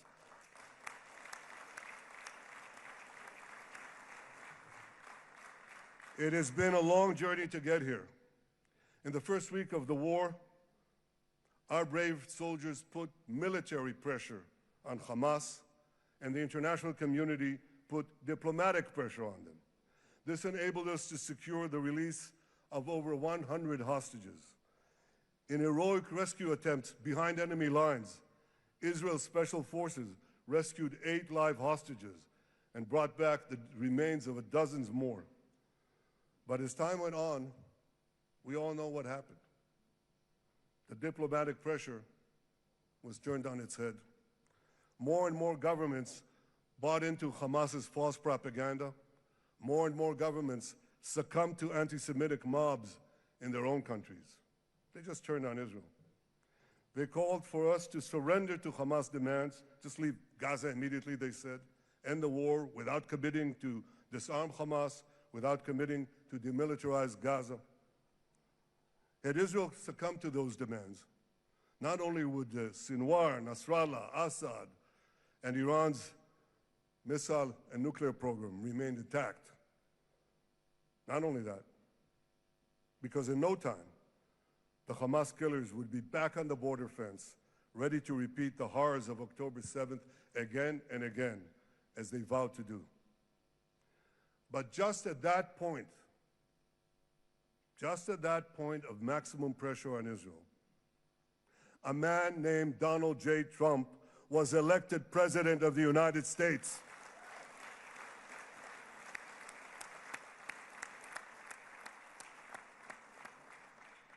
And ladies and gentlemen, overnight, everything changed. Everything. We felt it right here. Mr. President, thanks to your unequivocal backing of Israel, we secured a second hostage deal within weeks of your election. And in the months that followed, we worked closely together to forge a path to bring the remaining hostages home and end the war. End the war in a way that ensures the disarming of Hamas, the demilitarization of Gaza, and that Gaza would never again pose a threat to Israel. 2 months ago, you fully backed my decision to send the IDF into the last Hamas stronghold in Gaza City. You shared my view that this military pressure would help free the hostages. And despite all the criticism, all the naysayers, we were right. Hamas caved in. And 2 weeks ago, you succeeded in doing something miraculous. You succeeded in doing something that no one believed was possible. You brought most of the Arab world, you brought most of the world behind your proposal to free the hostages and end the war. I want to thank Steve Witkoff, Jared Kushner, and Ron Dermer for their great contribution to this effort.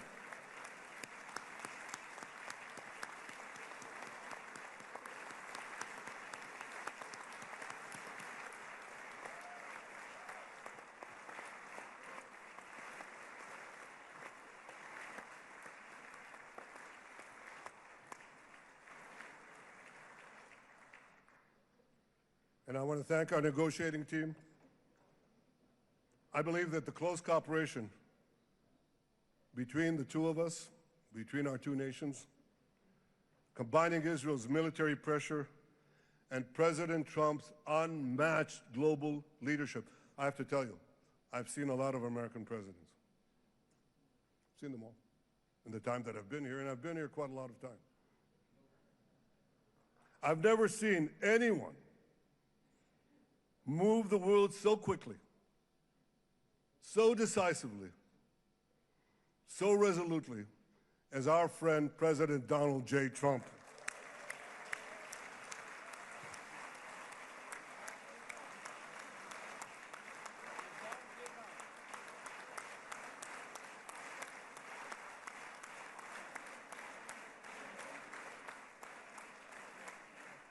With our military pressure and President Trump's global leadership, we achieved this historic moment. It's a moment of indescribable joy as our nation embraces our sons who are coming home. Mr. President, this week, Jews around the world are going to read the book of Ecclesiastes, Kohelet, in the Bible. The Bible has many miraculous moments. One of them was your decision to bomb Fordo. I think it was a pivot of history because it wasn't meant only to bomb Fordo. That action and your previous action of taking out Qasem Soleimani, the architect of death, I think that changed the balance of power in the world. You brought America back again to the driver's seat.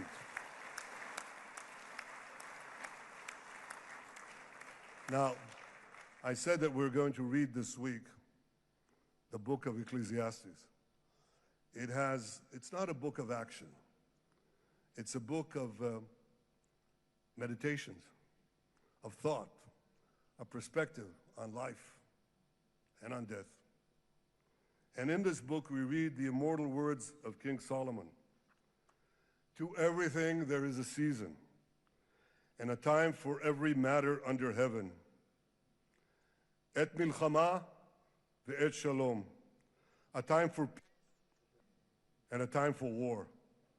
The last 2 years have been a time of war. The coming years will hopefully be a time for peace.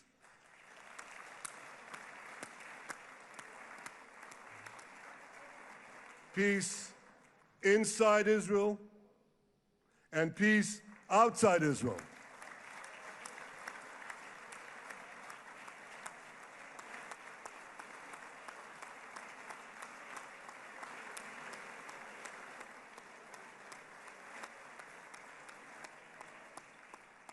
I look forward to continuing marching with you on the path we paved together with the Abraham Accords. Under your leadership, we can forge new peace treaties with Arab countries in the region and Muslim countries beyond the region. Abraham's children will work together to build a better future, a future that will unite civilization against barbarism, light against darkness, and hope against despair.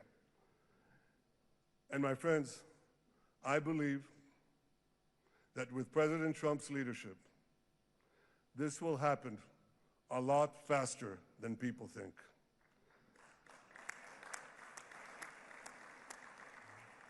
As Prime Minister of Israel, I extend my hand to hold those who seek peace with us. No one wants peace more than the people of Israel. Israel will always remain vigilant in defending itself, and Israel will always remain full of hope. Hope is our national anthem. Hope is our creed. Hope is our strength. It is time, my friends, to realize that hope and expand the circle of peace. Mr. President, thank you for all you have done for us. I have submitted your nomination to be the first non-Israeli recipient of the Israel Prize, Israel's highest award. As to that other prize, just a question of time, you'll get it. But I want you to get the Israel Prize, our highest award, to our greatest friend.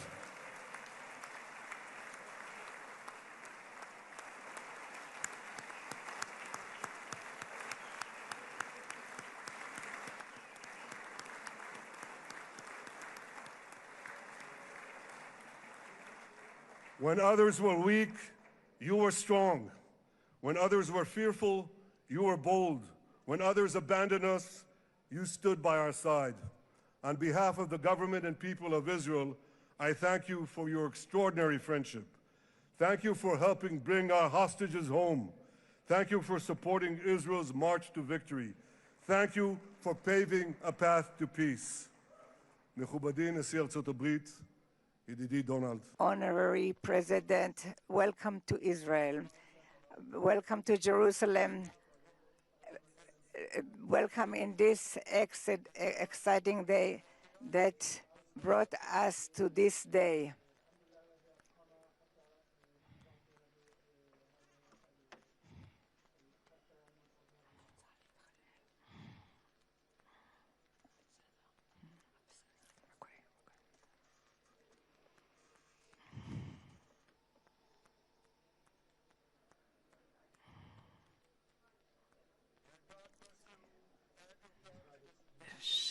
May God bless America, may God bless Israel, and may God bless the covenant between our two promised lands. Thank you, Mr. President.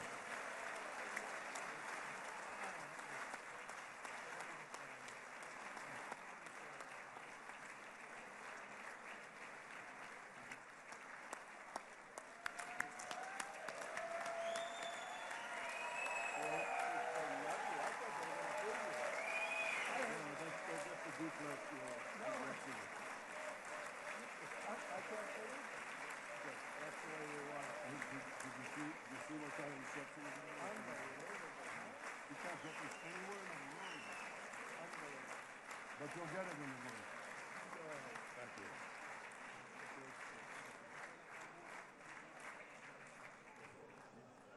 The president. Where?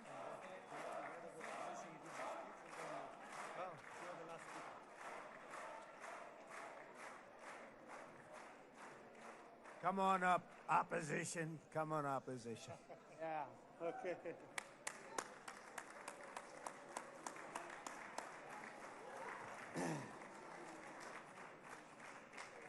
אני מתכבד להזמין כעת את ראש האופוזיציה, חבר הכנסת יאיר לפיד.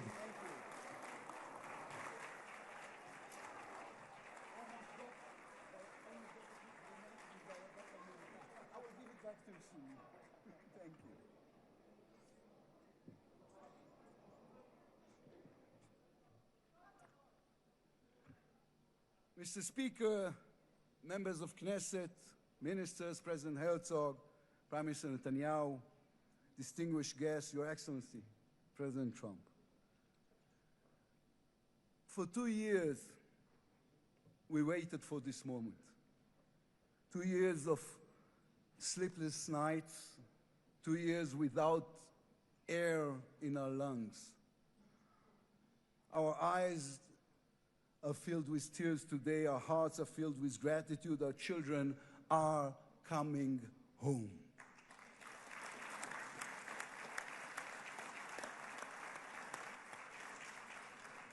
In the Babylonian Talmud, a sacred book of the Jewish people, it is written, whoever destroys one life, it is as though he destroyed an entire world, and whoever saves one life, it is though as he has saved an entire world. Mr. President, you have saved the lives of our hostages.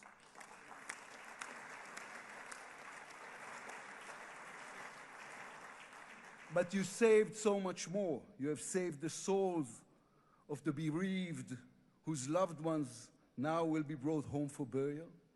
You have saved thousands of soldiers who will now not fall in battle. And you have saved millions from the horrors of war. You have saved more than one life, and each life is an entire world. This is a historic moment, and a reminder that history is shaped by people. It is shaped by those who know the past, but have the vision to change the future. When you were elected, you declared that you would be the president of peace. You have kept your word. The fact that you were not awarded the Nobel Peace Prize is a grave mistake by the committee. But they will have no choice, Mr. President. They will have to award it to you next year.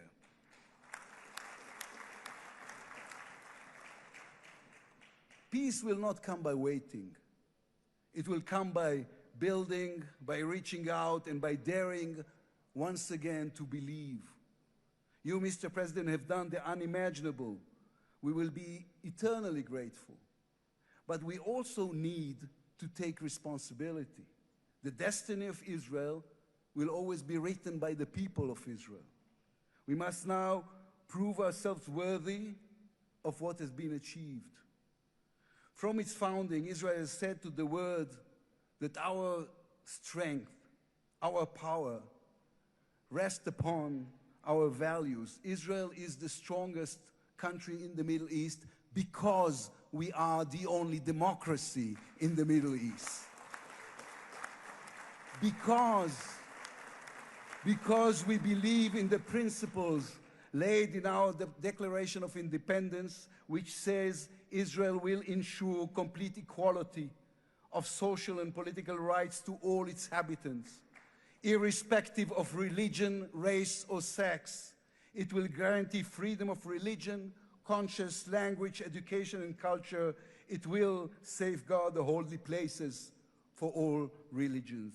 Those are our values. That is who we are as people, as a country. Our neighbors must understand one more thing about us. We are not going anywhere. The Middle East is our home. We are here to stay. Our story did not end in the Bible. It began there. It continues in our laboratories and universities, in our innovation hubs. Hamás, Hezbollah, Iran, and the Houthis, they all read the wrong intelligence reports. The real intelligence report on Israel's intentions is found in the book of Genesis. And I will give you and your descendants after you the land of Canaan for an everlasting possession. We call upon the nations of the Islamic world and all our neighbors, Saudi Arabia, Syria, others. We are here to stay. We can do great things together. Come and talk to us. Mr. President, you are the one who can make it happen as you did with the historic Abraham Accords. Then, too, no one believed it was possible. Then, too, you imposed your vision on everyone. While others spoke of difficulties, you created opportunity. You can be the one to bring the next wave of peace. The people of Israel support this. They want this. We are ready. And you can later today in Egypt with your unbelievably talented team, my friends, Steve Witkoff, Jared Kushner, Marco Rubio, Pete Hegseth, forge a regional alliance that will change not only the Middle East, but the entire world. After 2 years of war, the peoples of this region should look around and ask themselves, whose situation is better? Those who chose the path of peace or those who chose the path of war? Those who invested in their people, in the education of their children, in science and education and technology, or those who invested in hate and in violence? From here I say to all those who demonstrated against Israel these past 2 years, on the streets of London and Rome, in Paris and in Columbia University. I do not represent the government. As you know, I am the leader of the opposition. And I tell you, then, you were deceived. You were deceived. Propaganda experts, funded by terror money, manipulated you. Now that the war has stopped, you have time and a chance to go and learn the facts. The truth is, there was no genocide, no intentional starvation.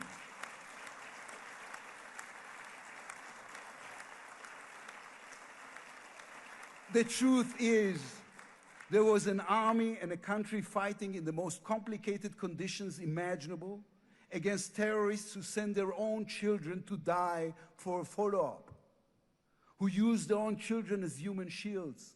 The truth is that a democratic state was attacked by a fanatical terrorist organization. 1,200 people were killed in one day, women were raped, babies were burned alive. And all that, on all the while, they played with your minds, selling you the absurd idea that supporting Islamic terror is somehow a liberal value. There is good and evil in this world. When you stand with Hamás, you stand with evil. When you stand with Hezbollah, you stand with evil. When you stand with the Iranian regime, you stand with evil. When you stand with Israel, you stand on the side of justice.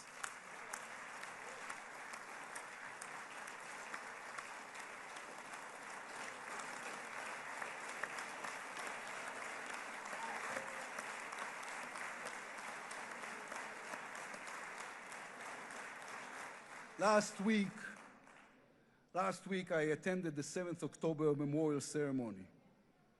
An inspirational woman called Galit Dan spoke on stage. Galit had a daughter, Noya, a 13-year-old girl who was autistic like my daughter. And Noya was full of light. She loved Harry Potter. On that dark day, Noya was sleeping at her grandmother's, Carmela's house in Kibbutz Nir Oz. Carmela was 80 years old. Their bodies, grandmother and granddaughter, were found embraced. They were murdered together. On stage at the ceremony, Galit said a sentence that moved us all. We don't want revenge, she said. We want redemption. Today, the redemption begins. Israel has endured 2 terrible years on the battlefield and in the international arena. But in those 2 years, we also rediscovered our own greatness. We remember how good we can be, our pilots who took control of the skies over Iran, our industries leading the world in technology, our civil society, which reached out to help every victim of the war. We will move forward toward a different future. Our heroic soldiers who saved us all will fold away their uniforms and rise as teachers and engineers, scientists and innovators, investors and small business owners. We will never be able to repay the debt to those who sacrificed everything these past years, to those who, as President Lincoln said, gave the last full measure of devotion. We can only be worthy of them, worthy of their sacrifice. Mr. President, allow me to speak also to the businessman in you, the deal maker who understands value.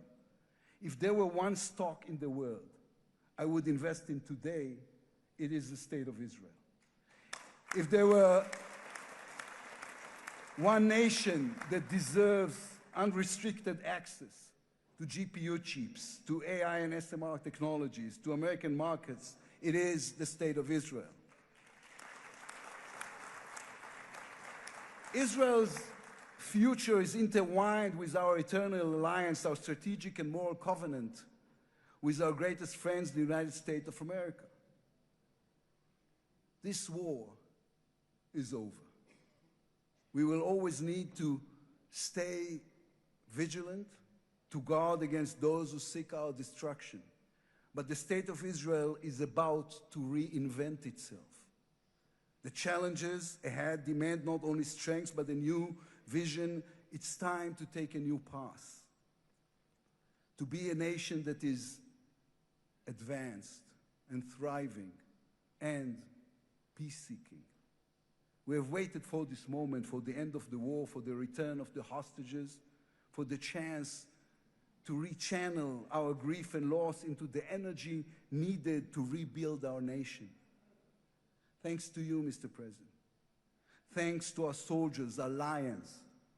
thanks to the millions of great Israeli patriots who filled the streets and the square and never, not for one moment, gave up on the hostages. Thanks to all of them, the strength within us can now rise, succeed, and build for our future and for our children. Thank you very much. God bless the United States of America. Am Israel Chai.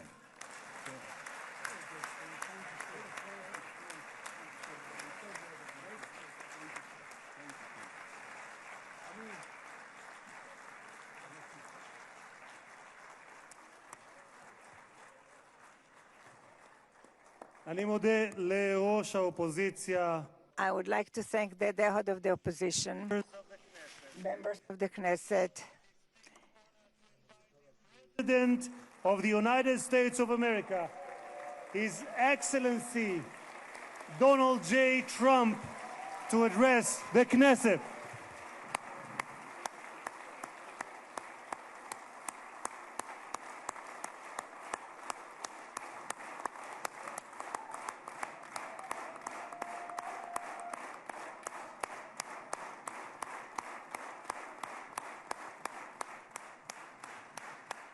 Thank you very much. Thank you.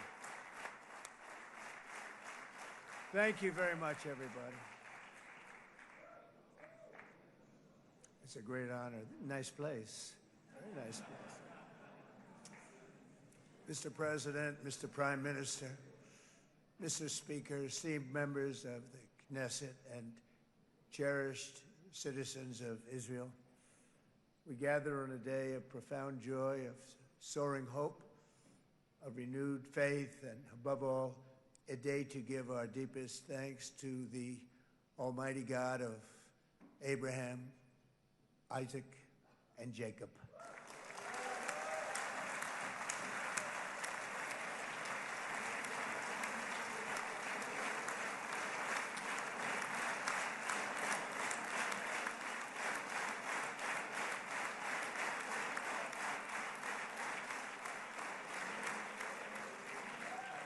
After 2 harrowing years in darkness and captivity, 20 courageous hostages are returning to the glorious embrace of their families, and it is glorious.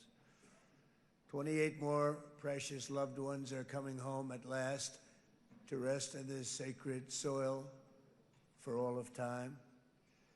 And after so many years of unceasing war and endless danger, today the skies are calm, the guns are silent, the sirens are still, and the sun rises on a holy land that is finally at peace, a land and a region that will live, God willing, in peace for all eternity.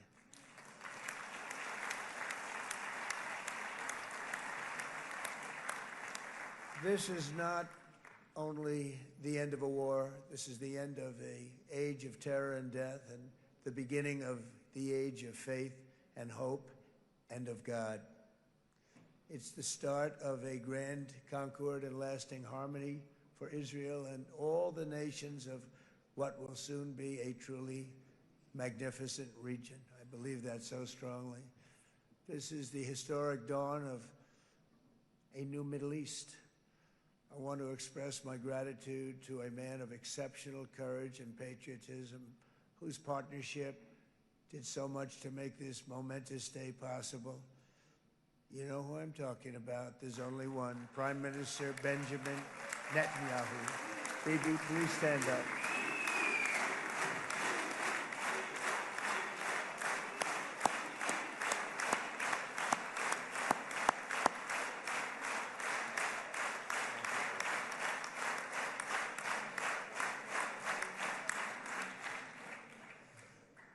And he is not easy, I want to tell you. He's not the easiest guy to deal with, but that's what makes him great. That's what makes him great.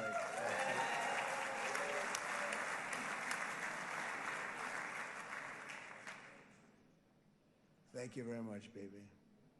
Great job.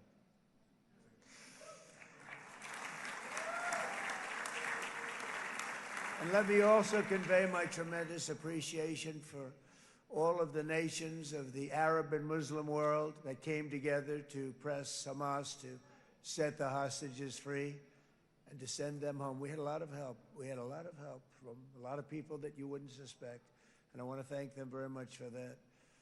It's an incredible triumph for Israel and the world to have all of these nations working together as partners in peace.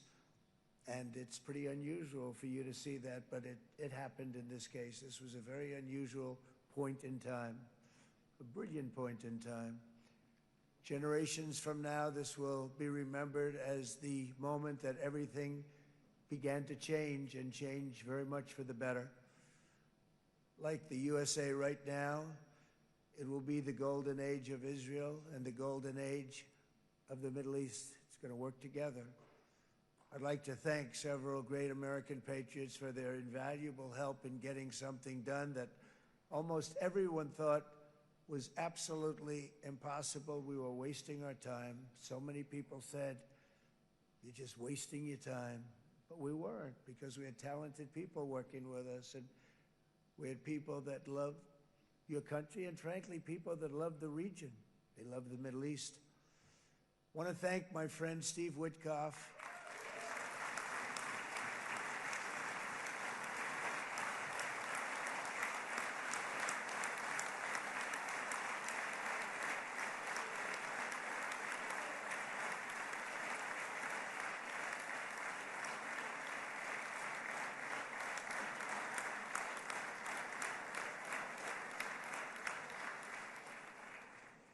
You know, Steve was chosen by me.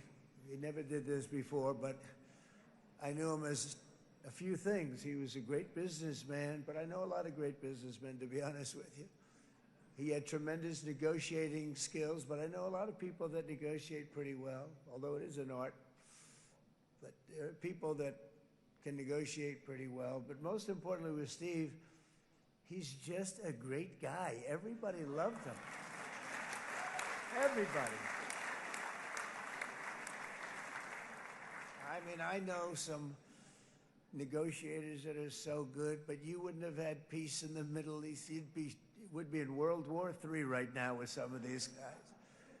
Everybody loves Steve, and they respect him, and they somehow can relate to him. I've known him for many years, and I've seen it over and over again. להוציא את חבר הכנסת עודה, להוציא אותו מהאולם, להוציא אותו מיד, החוצה, החוצה. Please expel this Knesset member. Please expel this Knesset member. Please expel Knesset member Kasif out of the hall. Please expel him immediately.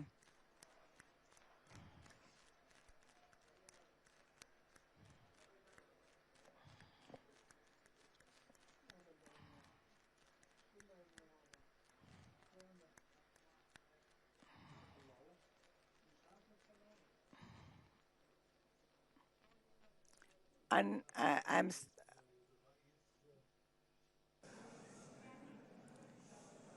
that was very efficient.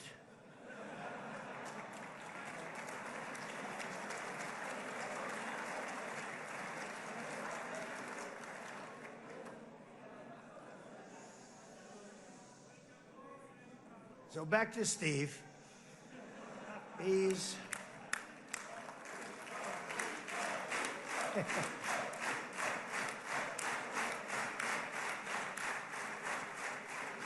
But I tell one story because he was so involved, and then we called in Jared. We need that brain on occasion. We got to get Jared in here. We got to get a certain group of people. But Steve started this all by himself. I call him Henry Kissinger, who doesn't leak, okay?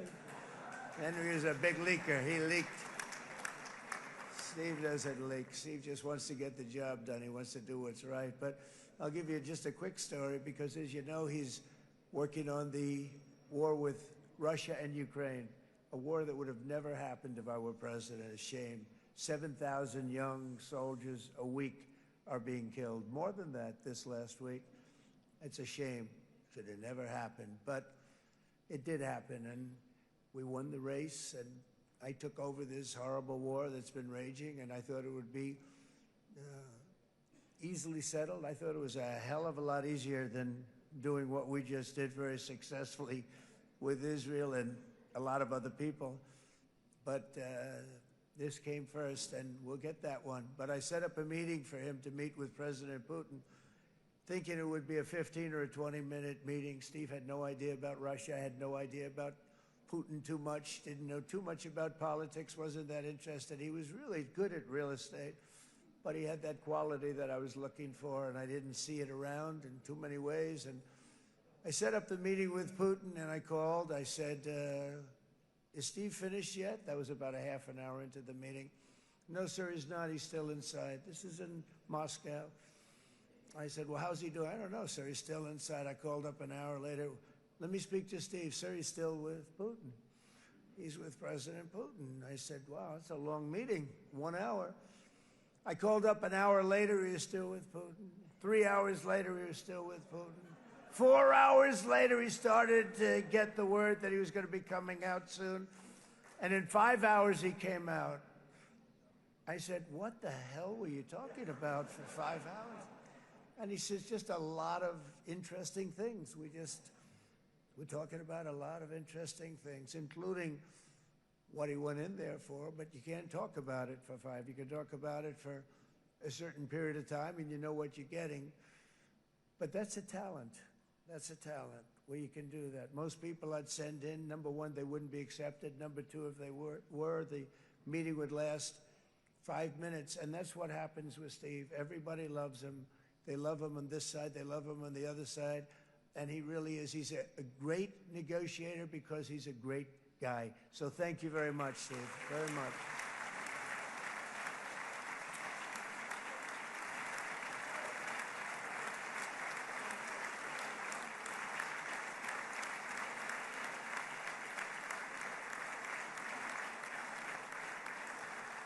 And let me also give a very special thanks to someone who truly loves Israel. In fact, loves it so much that my daughter converted. My daughter converted. I didn't know this was going to happen. And Ivanka's here.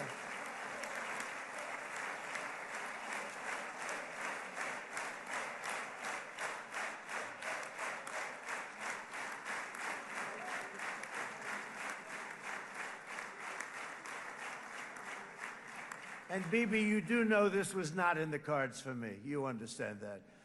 And she is so happy, and they are so happy. At least I think they're happy. If they're not, we have a big story, right? No, they have a great marriage, and they get along great. They're best friends. They have a very special relationship. But Jared has been so helpful. He really did something very special. He established the Abraham Accords with a group of very wonderful people. I like calling it the Avraham Accords because people that, right? Avraham. It's so cool. It's so much sort of nicer, you know, the Abraham versus the Avraham.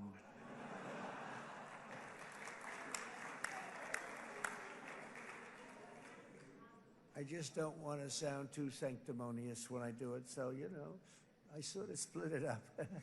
This way we keep everybody happy. But we have some very great talent, and they have no excuses for anything that's taken place because we had some unbelievably good people working on this. And then you're going to add a man named Marco Rubio, who is also here. That's right.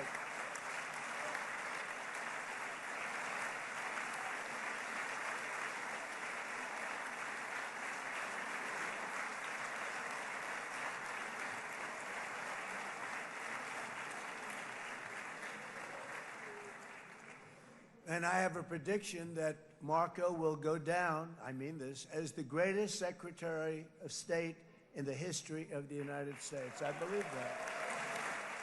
I believe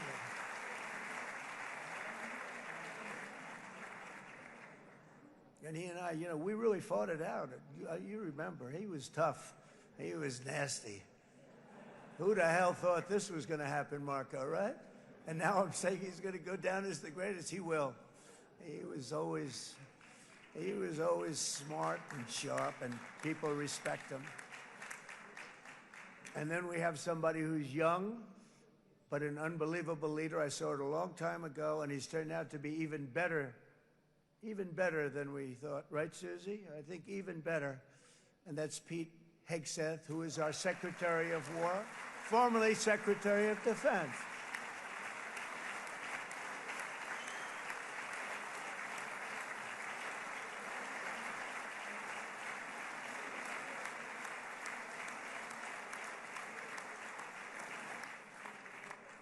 And as you know, we decisively won World War I. We decisively won World War II decisively. And everything in between and everything before it, we won everything. And then they had the brilliant idea of changing the name from war, you know, it was war, to defense. And with that went a certain thinking. And we fought in a very politically correct way after that. We always had the strongest military, and now we have a stronger military than we've ever had before. Because of my first term, I've totally rebuilt the military, every aspect of it. But we have, if you think, we settled 8 wars in 8 months. I'm now including this one, by the way, if that's okay. They may say, well, that was quick. Because yesterday I was saying 7, but now I can say 8. The hostages are back. The hostages are back.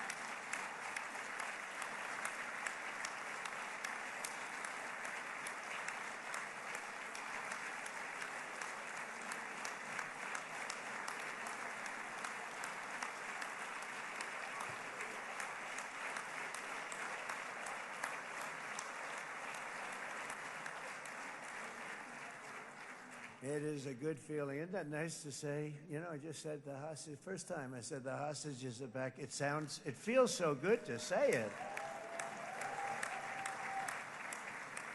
But when you settle 8 wars in 8 months, that means you don't like war.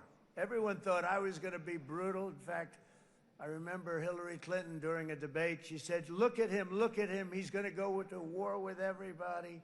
And actually, she said, he's got a personality that's all about war. No, and my personality actually is all about stopping wars, and it seems to work. Seems to work. But it also means this name change and our attitude that we're not going to go into a war, but if we do, we're going to win that war like nobody has ever won a war before. We will not be politically correct, but we're not going to be there. And I think, you know, as you mentioned, Bibi, before, peace through strength, and that's what it's all about. The United States has the greatest and most powerful military in the, right now, history of the world. I can tell you we have weapons that nobody's ever dreamt of. I only hope we never have to use them. I rebuilt the military. I was proud to do it, but some of the things I hated to do. I hated certain of the weapons because the level of power is so enormous, it's so dangerous, so bad. But we have to do what we have to do. We make the best weapons in the world, and we've got a lot of them. And we've given a lot to Israel, frankly. And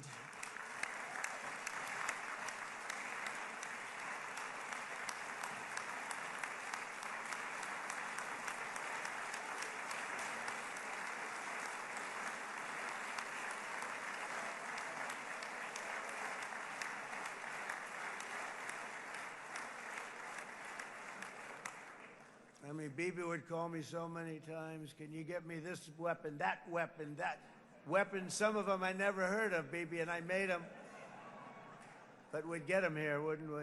And they are the best. They are the best. But you used them well. It also takes people that know how to use them. And you obviously used them very well. But so many that Israel became strong and powerful, which ultimately led to peace. That's what led to peace. So as we celebrate today, let us remember how this nightmare of depravity and death all began. 2 years ago, on the eve of the Simchat Torah holiday, thousands of innocent Israeli civilians were attacked by terrorists, and one of the most evil and heinous desecrations of innocent life the world has ever seen, the worst slaughter of Jews since the Holocaust. The cruelty of October 7th struck to the core of humanity itself. Nobody could believe what they were witnessing. The United States of America grieved alongside you, and we mourned for our own citizens who were so viciously taken that day. And to all the families whose lives were forever changed by the atrocities of that day, and all of the people of Israel, please know that America joins you in those two everlasting vows: never forget and never again.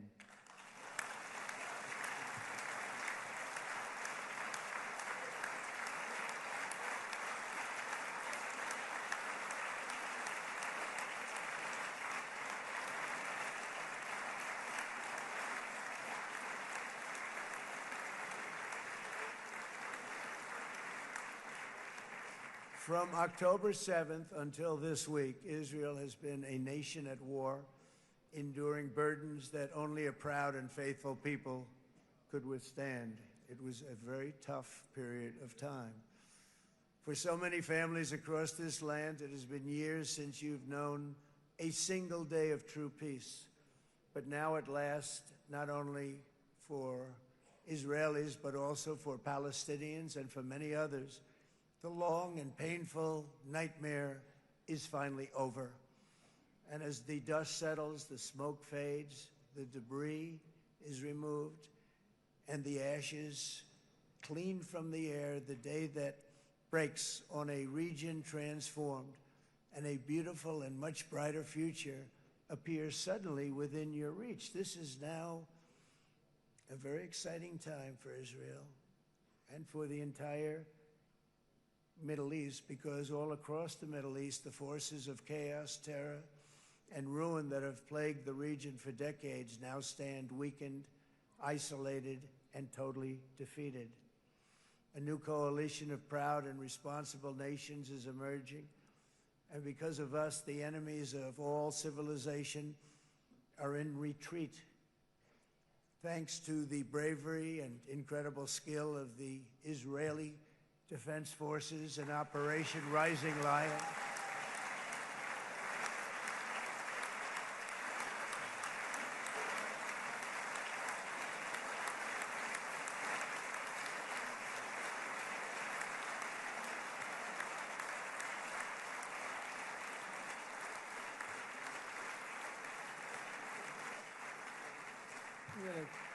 guy's central casting. Let's put him in a movie. Look at him. Great job. And my people loved working with you. Loved it. They worked so well together. But many of Iran's top terrorists, including nuclear scientists and commanders, have been extinguished from this earth. And with Operation Midnight Hammer, boy, that's a great name for that, what we did last June. The United States military flew 7 of those beautiful B-2 bombers. They look so beautiful all of a sudden. They were always, I thought they were pretty planes. I had no idea they could do what they did. In fact, we just ordered 28 more of them. A little updated version. We ordered a whole pile of them. And almost 100 other planes went with them, including fighter jets. And we had 52 tankers, big, beautiful, brand new tankers that were loading them up 4 or 5 times. They've traveled 37 hours back and forth. Think of that. But we had tankers all over the sky for all the other planes. We had the F-22s, the F-35s, F-16s. We had a hell of a lot of planes.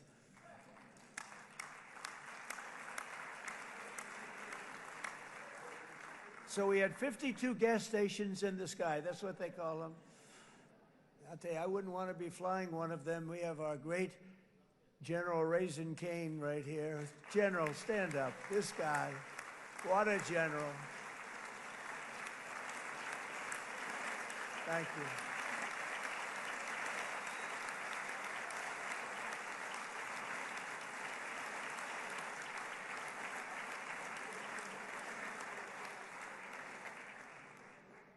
I asked General Kane, I said, you know, we're having problems with ISIS, and I was in Washington, and I asked, how long would it take to defeat ISIS? And my Washington generals told me, 3, 4, maybe 5 years, sir.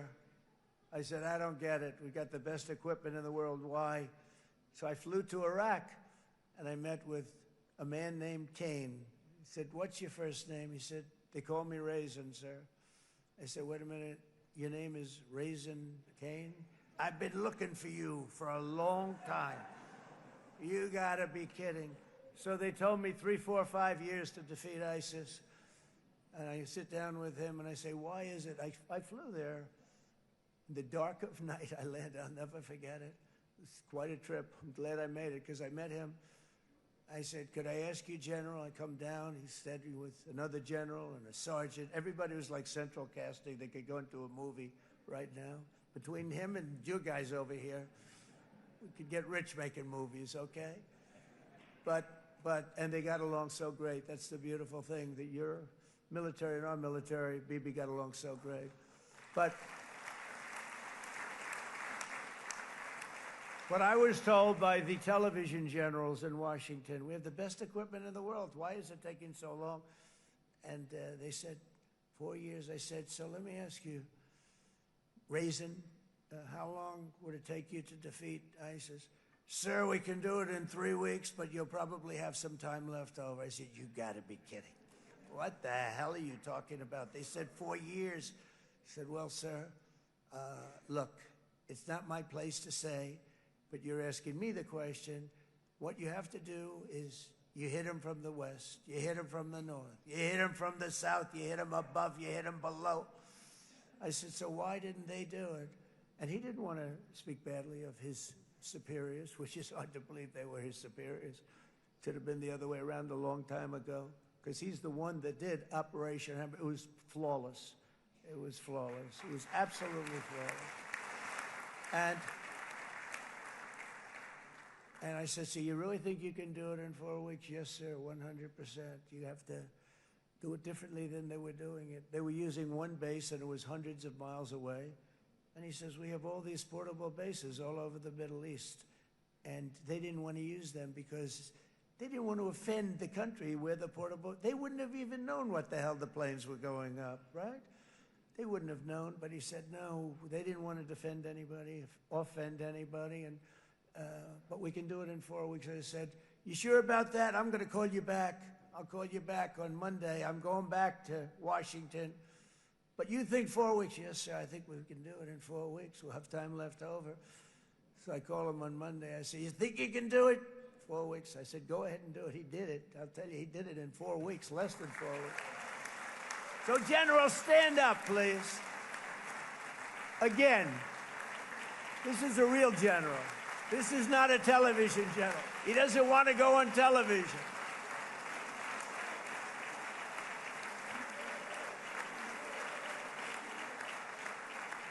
He doesn't want to go on television. That's it. The other guys love being on television.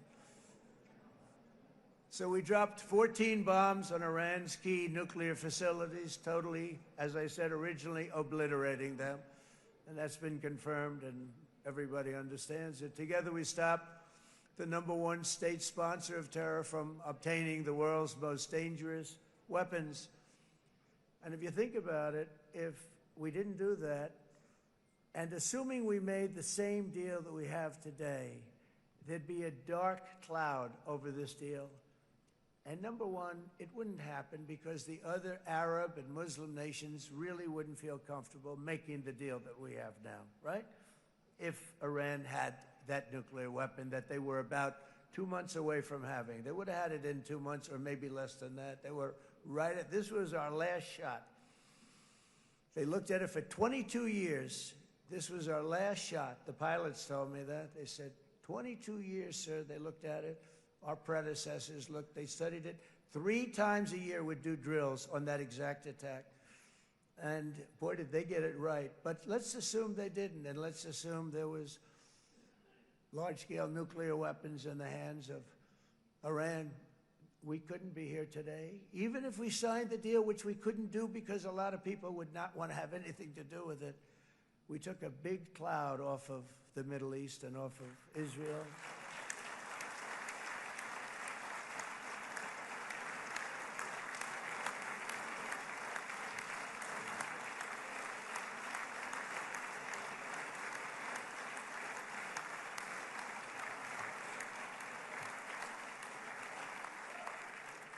And it was my honor to help. But isn't it true, though, that can you imagine the same, let's assume, Bibi, the same documents, we had everything the same, but you had somebody out there that was, in the opinion of everybody, all-powerful in the Middle East. They took a big hit, didn't they? Didn't they take a big hit? Boy, oh boy. They got it from one side, from the other. And you know it would be great if we could make a peace deal with them, and I think that's made. Would you be happy with that? Wouldn't it be nice, I think? Because I think they want to. I think they're tired. Somebody said, sir, they're starting their nuclear program again. I said, let me tell you something. They're not starting anything. They want to survive. The last thing they want to do is start digging holes again in mountains that just got blown up and start. They're not doing it. They want to survive, okay? But I think we have a chance. Steve, you, and I think Jared, come on, I'll call you back for another one. We always bring Jared when we want to get that deal closed. We bring Jared, but Steve, you and Jared and the General and Pete and Marco, you'll get that deal done easy. I think that'll be easy. But first we have to get Russia done. We got to get that one done. If you don't mind, Steve, let's focus on Russia first, all right? We'll get it done. In Lebanon, the dagger of Hezbollah, long aimed at Israel's throat, has been totally shattered. My administration is actively supporting the new president of Lebanon in his mission to permanently disarm Hezbollah's terror brigades. He's doing very well. And build a thriving state at peace with its neighbors, and you're very much in favor of that, I know, and it's good things are happening there, really good things. And with this week's ceasefire, we've achieved the most challenging breakthrough of them all, the most challenging breakthrough maybe ever. I mean, I've never seen anything like it. I've been involved in a lot of success. I have never seen anything like what's going on today all over the world. People are dancing in the streets, not just in Israel. They're dancing in the streets of countries that would have never danced in the street about what's happening today. They're dancing in those streets. So this long and difficult war has now ended. You know, some people say 3,000 years, some people say 500 years, whatever it is. It's the granddaddy of them all. And in an unprecedented achievement, virtually the entire region has endorsed the plan that Gaza will be immediately demilitarized, that Hamas will be disarmed, and Israel's security will no longer be threatened in any way, shape, or form.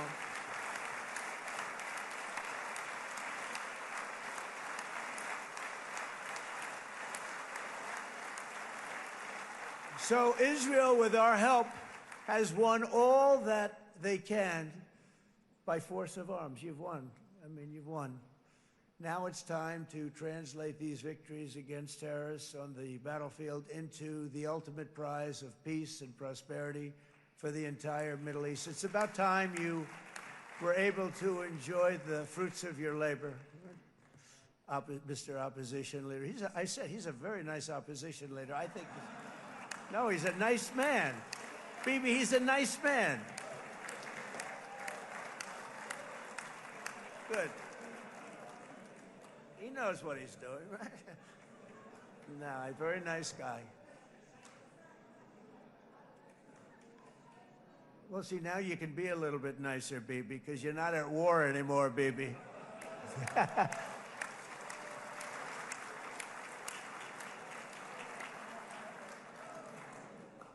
But only by embracing the opportunities of this moment can we achieve our goal of ensuring that the horrors of recent years will never happen again. You don't want to have to go through this again. 8 years ago, I came to this region on a very special first trip abroad as the President of the United States. I came here very early at your request. I addressed the leaders of the Arab and Muslim world gathered in Saudi Arabia and said that it was time to build a future free of the grip of extremism and terror. And interestingly, right now, as soon as I'm finished, I'm quite late. You've kept me quite late between opposition leaders and Bibi's brilliant but very long speech. I thought I was going to run up here, make a speech, and then head to Egypt. It didn't work out, though. And you made a pretty long one, too, Sarah.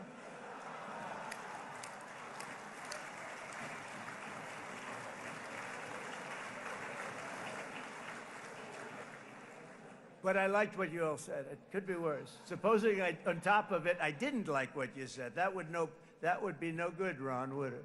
Ron, you did a great job, by the way, Ron.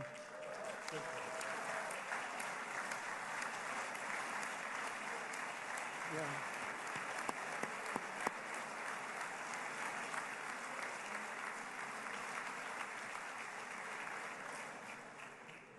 So I'm going to be meeting, actually, in a little while, I'm going to be meeting with the most powerful, the richest nations, really, in the world, although now, with the tariffs, the United States is by far the richest nation in the world, as you probably have been reading. But the richest nations, most powerful nations, you know, tremendous, headed by some tremendous people in many cases. Some cases I wouldn't say necessarily I would endorse, but I will tell you some incredible people that really helped us make this all possible. So I'll be going there. I'll be quite late.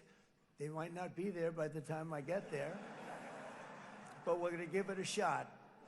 But the journey we started back then led to the crushing defeat of the ISIS caliphate, to the monumental Abraham Accords, and ultimately to the historic ceasefire this week, in which many of those same nations really played a very pivotal role, I have to tell you. Steve will tell you that. Jared will tell you that. Together, we've shown that peace is not just a hope that we can dream about. It's a reality we can build upon day by day, person by person, and nation by nation. And because of that, the Middle East is finally ready to embrace its extraordinary potential. You have extraordinary potential in this region. It should now be clear to everyone throughout the region that decades of fomenting terrorism and extremism, jihadism and anti-Semitism have not worked. They haven't worked. They've been a disaster. They've just killed. They've killed. They've backfired completely and totally. They've just totally backfired. Everything that you thought, take it, worst case, it's turned out to be worse than that. They have not worked. From Gaza to Iran, those bitter hatreds have delivered nothing but misery, suffering, failure, and death. They've served not to weaken Israel, but to annihilate the very forces that did the most to foment this hatred. And it's really, I mean, everybody that's tried it has become irrelevant. Meanwhile, we've seen those nations that set aside their differences, reached across ancient divides, and pursued engagement are now among the most successful in the region. They're getting along with Israel, and they're doing great. And I can tell you the 4 nations that joined the Abraham Accords early on, and you'd all be doing me a favor, and I'm going to be saying this in a little while to some other friends, would love you all to, is this right, Jared? Join up in the Abraham Accords. We have to join up and get together. You can have that whole thing filled out. We had a very weak administration, worst president in the history of our country by far. And Barack Obama was not far behind, by the way.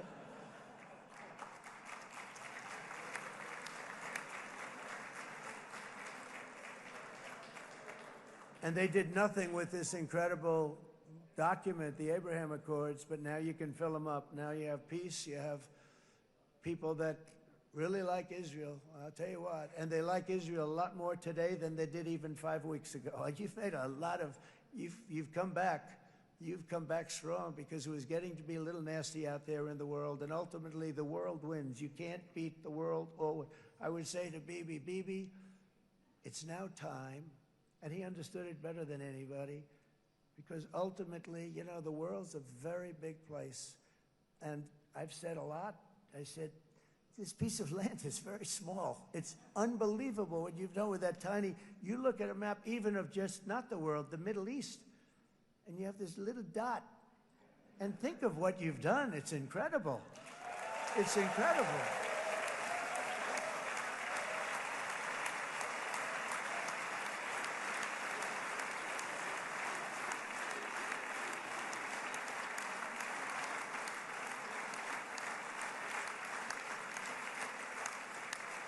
But the world is loving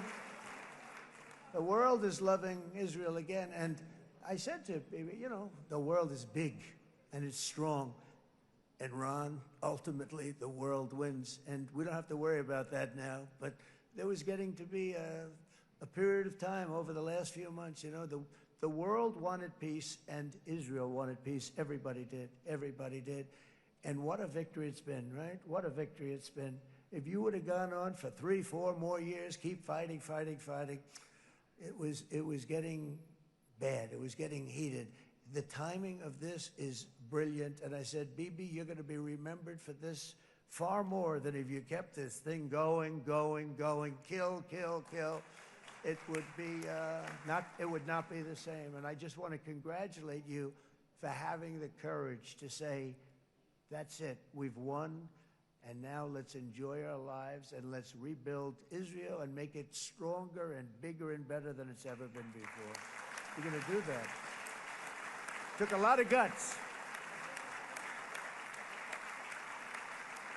And the choice for Palestinians could not be more clear. This is their chance to turn forever from the path of terror and violence. It's been extreme, to exile the wicked forces of hate that are in their midst, and I think that's going to happen. I've met some people over the last couple of months that want to see it happen very much, and after tremendous pain and death and hardship, now is the time to concentrate on building their people up instead of trying to tear Israel down. We don't want that to happen again.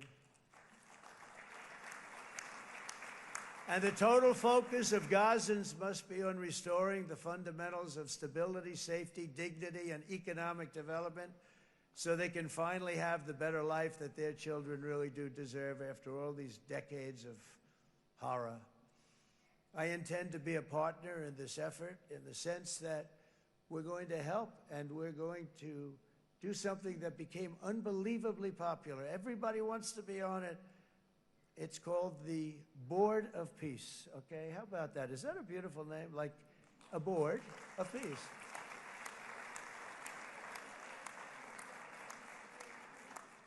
The only bad thing from my standpoint, every single nation involved has asked me to be the chair, and I'll tell you, I'm very busy.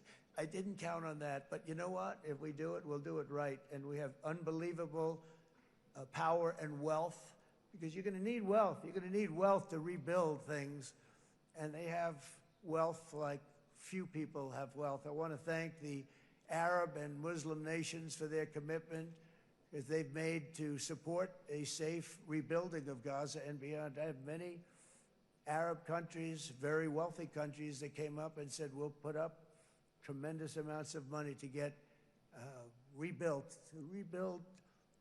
Gaza, and I think that's going to happen. The power, they want dignity, they want to come forward, and they want to say, and I want to say who they are, because what they're doing is going to be, I think, something that you're going to be very impressed with, Bibi, and you need that. You need the kind of economic power that they have, and they want to see it work, and they want to see it be safe, and they want to see it be good for Israel, too. And as much money as it will be, and it's a lot, as you can see, it's a lot. For these countries, it's relatively little relative to their worth.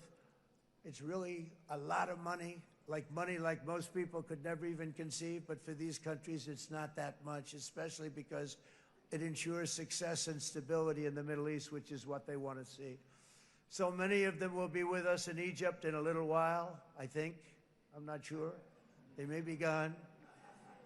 They may have taken their Boeing 747s and left. I said, what kind of a plane do you fly?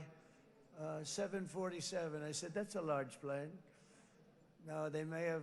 Steve, do you think they've left on their their brand new Boeing 747s? Or I don't know. We're going to find out soon. It's going to be a big story. There'll be 2 people left, and they'll be the 2 poorest ones.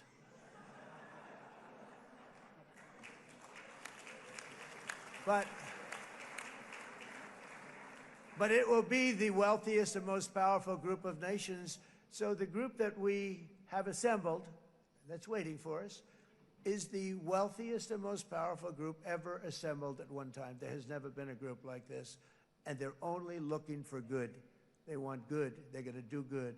And as those commitments are made, I'm going to let the world know who's doing it, because they really deserve to get the credit. And some of them probably won't want the credit, but they deserve it. It's more obvious than ever that the productive and responsible nations of this region should not be enemies or adversaries. You should be partners and eventually even friends, and that's what's going to happen. I know it. Together you can stand against the forces of chaos. Yeah, you go ahead. That's an important point.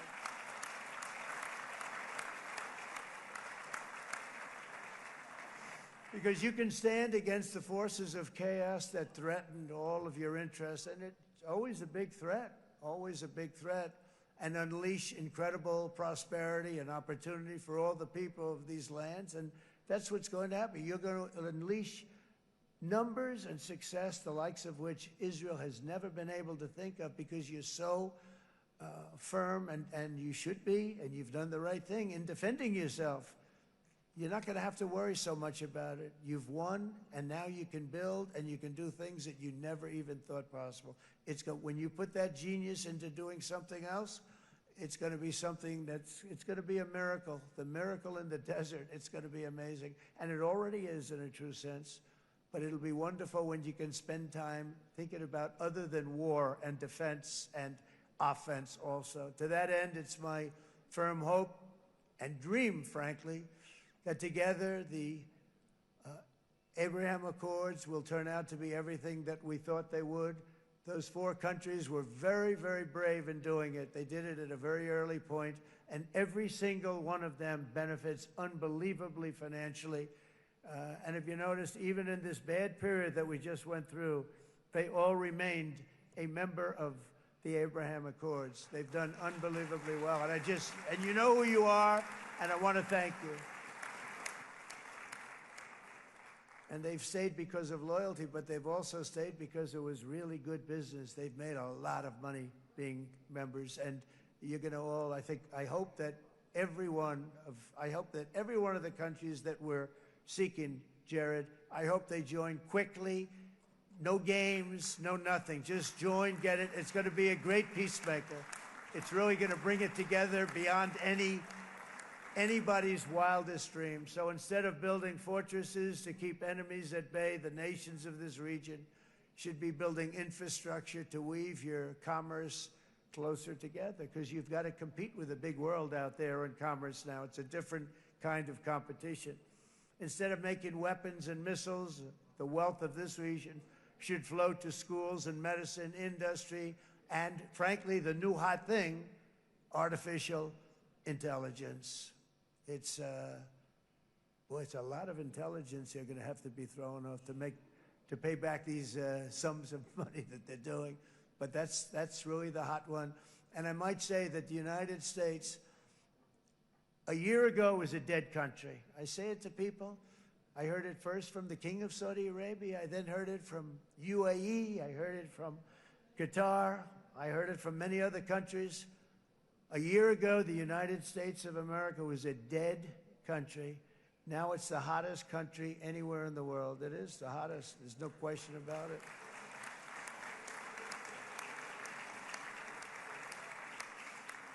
In fact, if you go back a year ago, before the election, although once we had November 5th, we became hot because people got it. I would say November 5th was a time that we became really hot. But once you go back a couple of years, if I were in charge and the country was doing what they were, nobody was going to ask me to speak. Nobody asked Joe Biden to come up and speak, I guarantee you that. And if they did, he would have turned them down, I promise you. He didn't speak. He didn't speak, and he didn't speak well.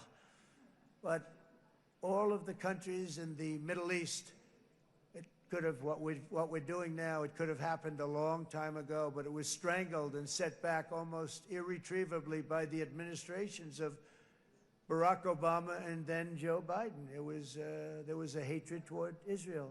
There was an absolute hatred. The setbacks really started when President Obama signed the Iran nuclear deal. This was a disaster for Israel, and it was a disaster for everyone. And I remember that Bibi Netanyahu came to the United States and worked so hard to try and get Obama not to do that deal.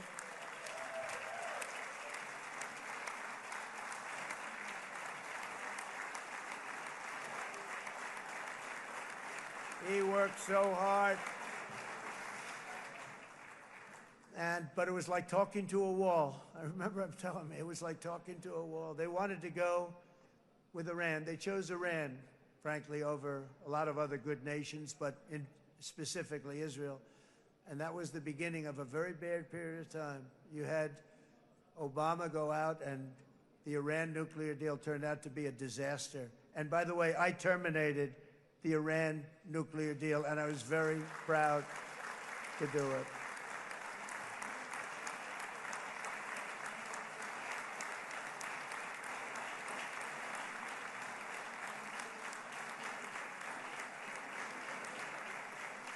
Yet even to Iran, whose regime has inflicted so much death on the Middle East, the hand of friendship and cooperation is open. I'm telling you, they want to make a deal. That's all I do in my life. I make deals. I'm good at it. I've always been good at it. And I know when they want. Even if they said, we don't want to make a deal, I can tell you they want to make a deal. All right, they do. They want to make a deal, and we're going to see if we can do something, because this is crazy what's happening, and we're not going to have this anymore. Neither the United States nor Israel bear the people of Iran any hostility. We merely want to live in peace. We don't want any looming threats over our heads, and we don't want to even think in terms of nuclear destruction. It's not going to happen, never will happen. There's nothing that would do more good for this part of the world than for Iran's leaders to renounce terror, stop threatening their neighbors, quit funding their militant proxies, and finally recognize Israel's right to existence. They have to do that. They have to do that. And to Iran, and as you know, this is not said out of weakness. There's no weakness. But I'm going to say this, that we are ready when you are, and it will be the best decision that Iran has ever made. And it's going to happen. It's going to happen.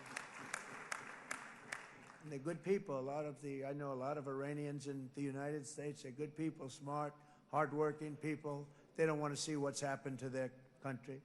The story of fierce Israeli resolve and triumph since October 7th should be proof to the entire world that those who seek to destroy this nation are doomed to bitter failure. The state of Israel is strong, and it will live and thrive forever.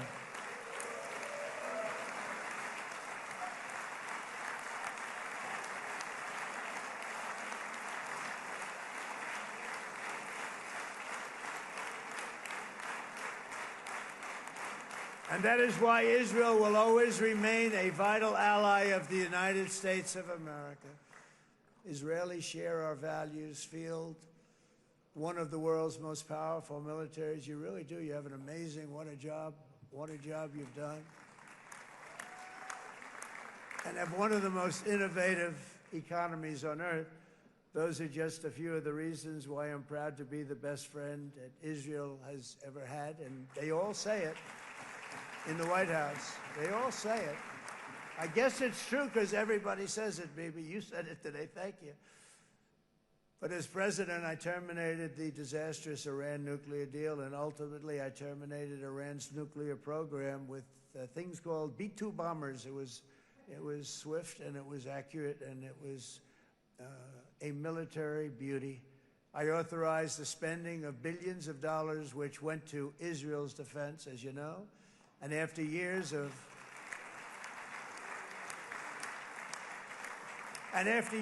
broken promises from many other American presidents, you know that, they kept promising. I never understood it until I got there. There was a lot of pressure put on these presidents. It was put on me too, but I didn't yield to the pressure. But every president for decades said, we're going to do it. The difference is I kept my promise and officially recognized the capital of Israel and moved the American embassy to Jerusalem.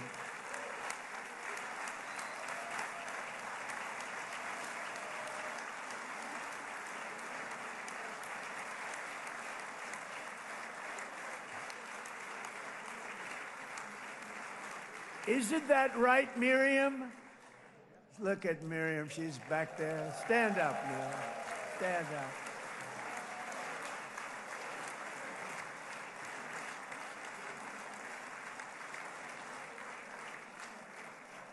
Miriam and Sheldon would come into the office. They'd call me. He'd call me.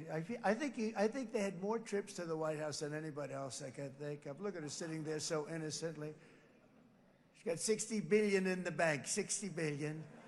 And I think she's saying no more.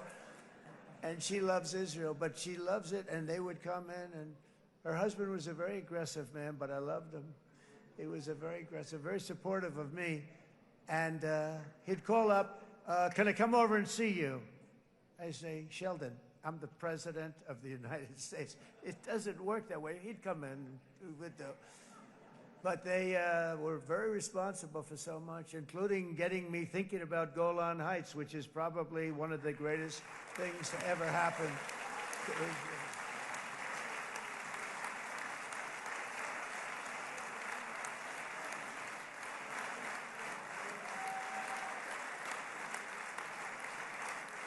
Miriam, stand up, please.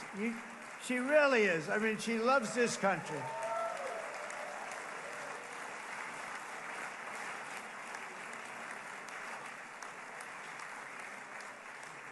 She loves this country. Her and her husband are so incredible. We miss him so dearly.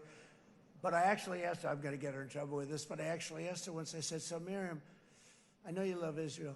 What do you love more, the United States or Israel? She refused to answer. That might mean Israel, I must say. We love you. Thank you, darling, for being here. That's a great honor. Great honor. She's a wonderful woman. She is a great woman. I've always stood for the people of this community, and I always will. I'll always be with you. I'm always going to be with you. I guess maybe something could happen to change my mind. Somebody that's really stupid gets into office and wants to do really bad things, but that's about it. We don't think we're going to have that happen. I hope we're not going to have that happen. And this man is a good man right here. These two men are good men right here.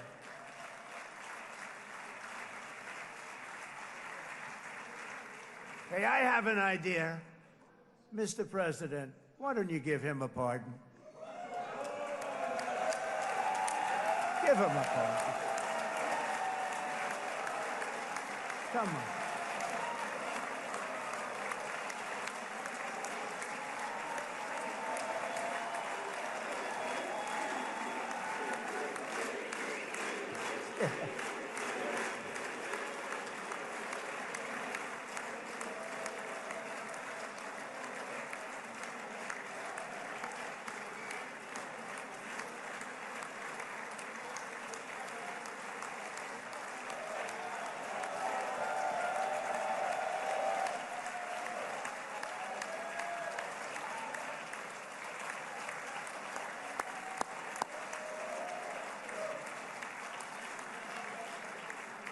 By the way, that was not in the speech, as you probably know. But I happen to like this gentleman right over here, and it just seems to make so much sense. You know, whether we like it or not, this has been one of the greatest wartime presidents. This has been one of the greatest wartime presidents. And Cigars and champagne, who the hell cares about that?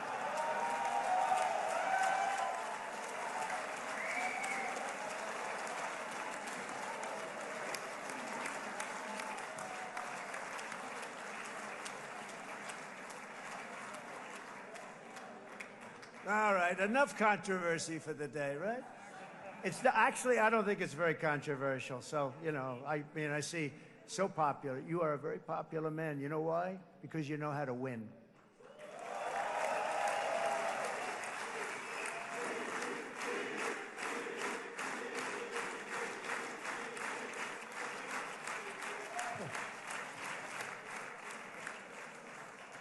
Over the past 2 years, I've met many of the families of the Israelis taken hostage and those that were taken hostage. Unbelievable. I've looked into their eyes. I've seen the worst nightmares of their suffering, but I've also seen something else, the beautiful love of the people, the love of people, frankly, that hold things together, the love that gives you the courage to carry on through thousands of years of persecution and repression and to emerge with the heart of David. It's the heart of David. It's that love that's defeated the enemies of civilization, built this incredible country and this unbelievable economy, and forged one of the great democracies of the world. That is why it's a true honor to stand here today and address this assembly in your ancient and eternal now capital, Jerusalem. I'm proud to have helped in that regard. This city and this nation stand as living proof that a much brighter future for this entire region is truly within our grasp. For thousands of years, Jerusalem has been a home to Christians, Jews, Muslims, and people of all ethnicities and creeds. This is the holy center of the world's three great Abrahamic faiths. I like that too. Adorned, it's the first time I've seen that word in a while. Adorned with their sacred sites and alive with their pilgrims and visitors from every corner of the globe. But here between the Western Wall, the Temple Mount, and the hill called Calvary, people of every faith and background live, work, pray, serve, and raise their families side by side, and they do it with love. This example is just one of the modern miracles that Israel has given to the world. And just in closing, the leaders in this chamber know better than anyone else the challenges of this harmony, and it's been easily won. No, it hasn't. It has not been.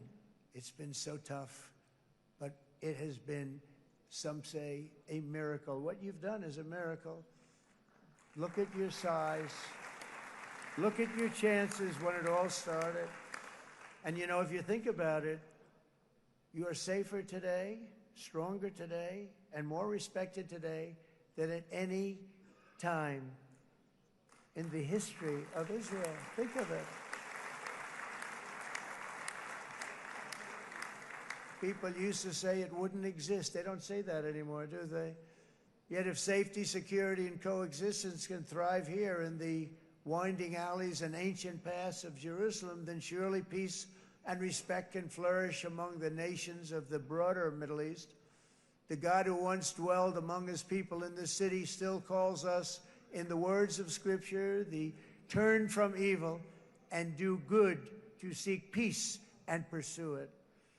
So he still whispers truth into the hills and knolls and valleys of his magnificent creation, and he still writes hope into the hearts of his children all over the world. And that is why even after 3,000 years of pain and conflict, the people of Israel have never given up from the threats of Zionism, from all sorts of threats. You want the promise of Zion. You want the promise of success and hope and love and God. And the people of America have never lost faith in the promise of a great and blessed future for all of us. From the very first day that modern Israel was founded, we have stood together through thick and thin of setbacks, and through victory and defeat, through glory and heartache. We have built industries together. We have made discoveries together. We have confronted evil together, and we have waged war together, and perhaps, most beautifully of all, we have made peace together. And this week, against all odds, we have done the impossible and brought our hostages home.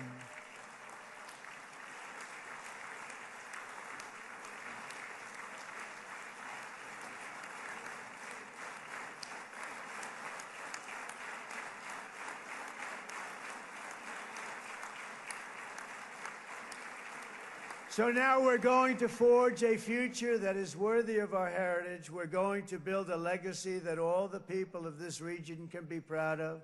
New bonds of friendship, cooperation, and commerce will join Tel Aviv to Dubai, Haifa to Beirut, Jerusalem to Damascus, and from Israel to Egypt, from Saudi Arabia to Qatar, from India to Pakistan, from Indonesia to Iraq, from Syria to Bahrain, Turkey to Jordan, the United Arab Emirates to Oman, and Armenia to Azerbaijan, another war that I just settled.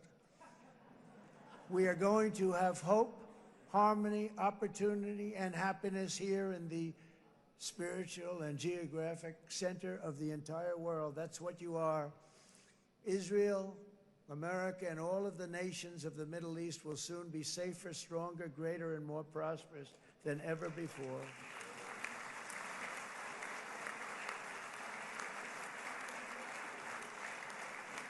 And I want to thank you all once again for this exceptional honor. This has been truly an honor. It's seldom that a president is invited to do this. And I love Israel. I'm with you all the way. You will be bigger, better, stronger, and more loving than ever before. Thank you very much. God bless you. God bless the United States of America. And God bless the Middle East. Thank you, everybody. Good luck. Thank you very much. Thank you.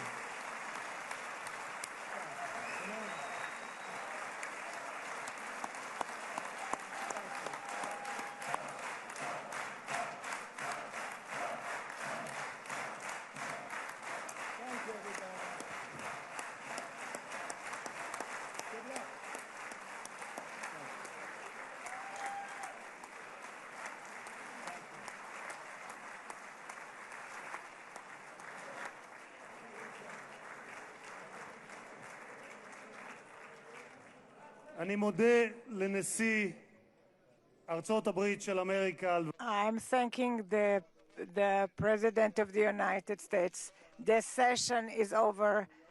The next session will be on the 20th of October at 4 o'clock in the afternoon. Happy holiday and good. This session is finished.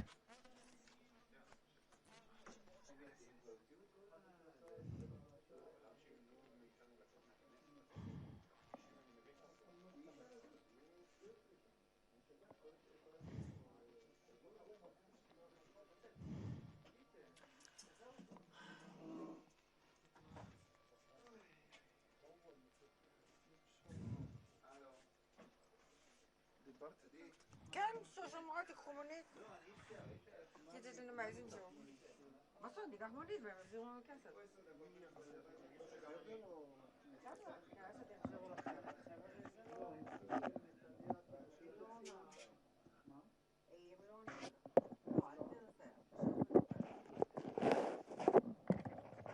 איזה בוא, עכשיו נראה את הגבול בבית. לא, והיא גם תדבר על עניין הכסף, על זה שזה היה. כאילו, אז מה, כאילו... Love the meeting you and for sit down that there's 30,000. כאילו, נשלח לה את ה... So short for the effort in the whole matter. I don't understand Arabic, but I get it. No,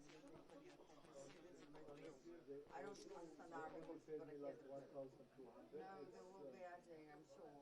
I'm sure discuss it with her, because she's addressed me to the parliament. But I extended it, I haven't turned up, it's horrible. But they know, I talked to her now.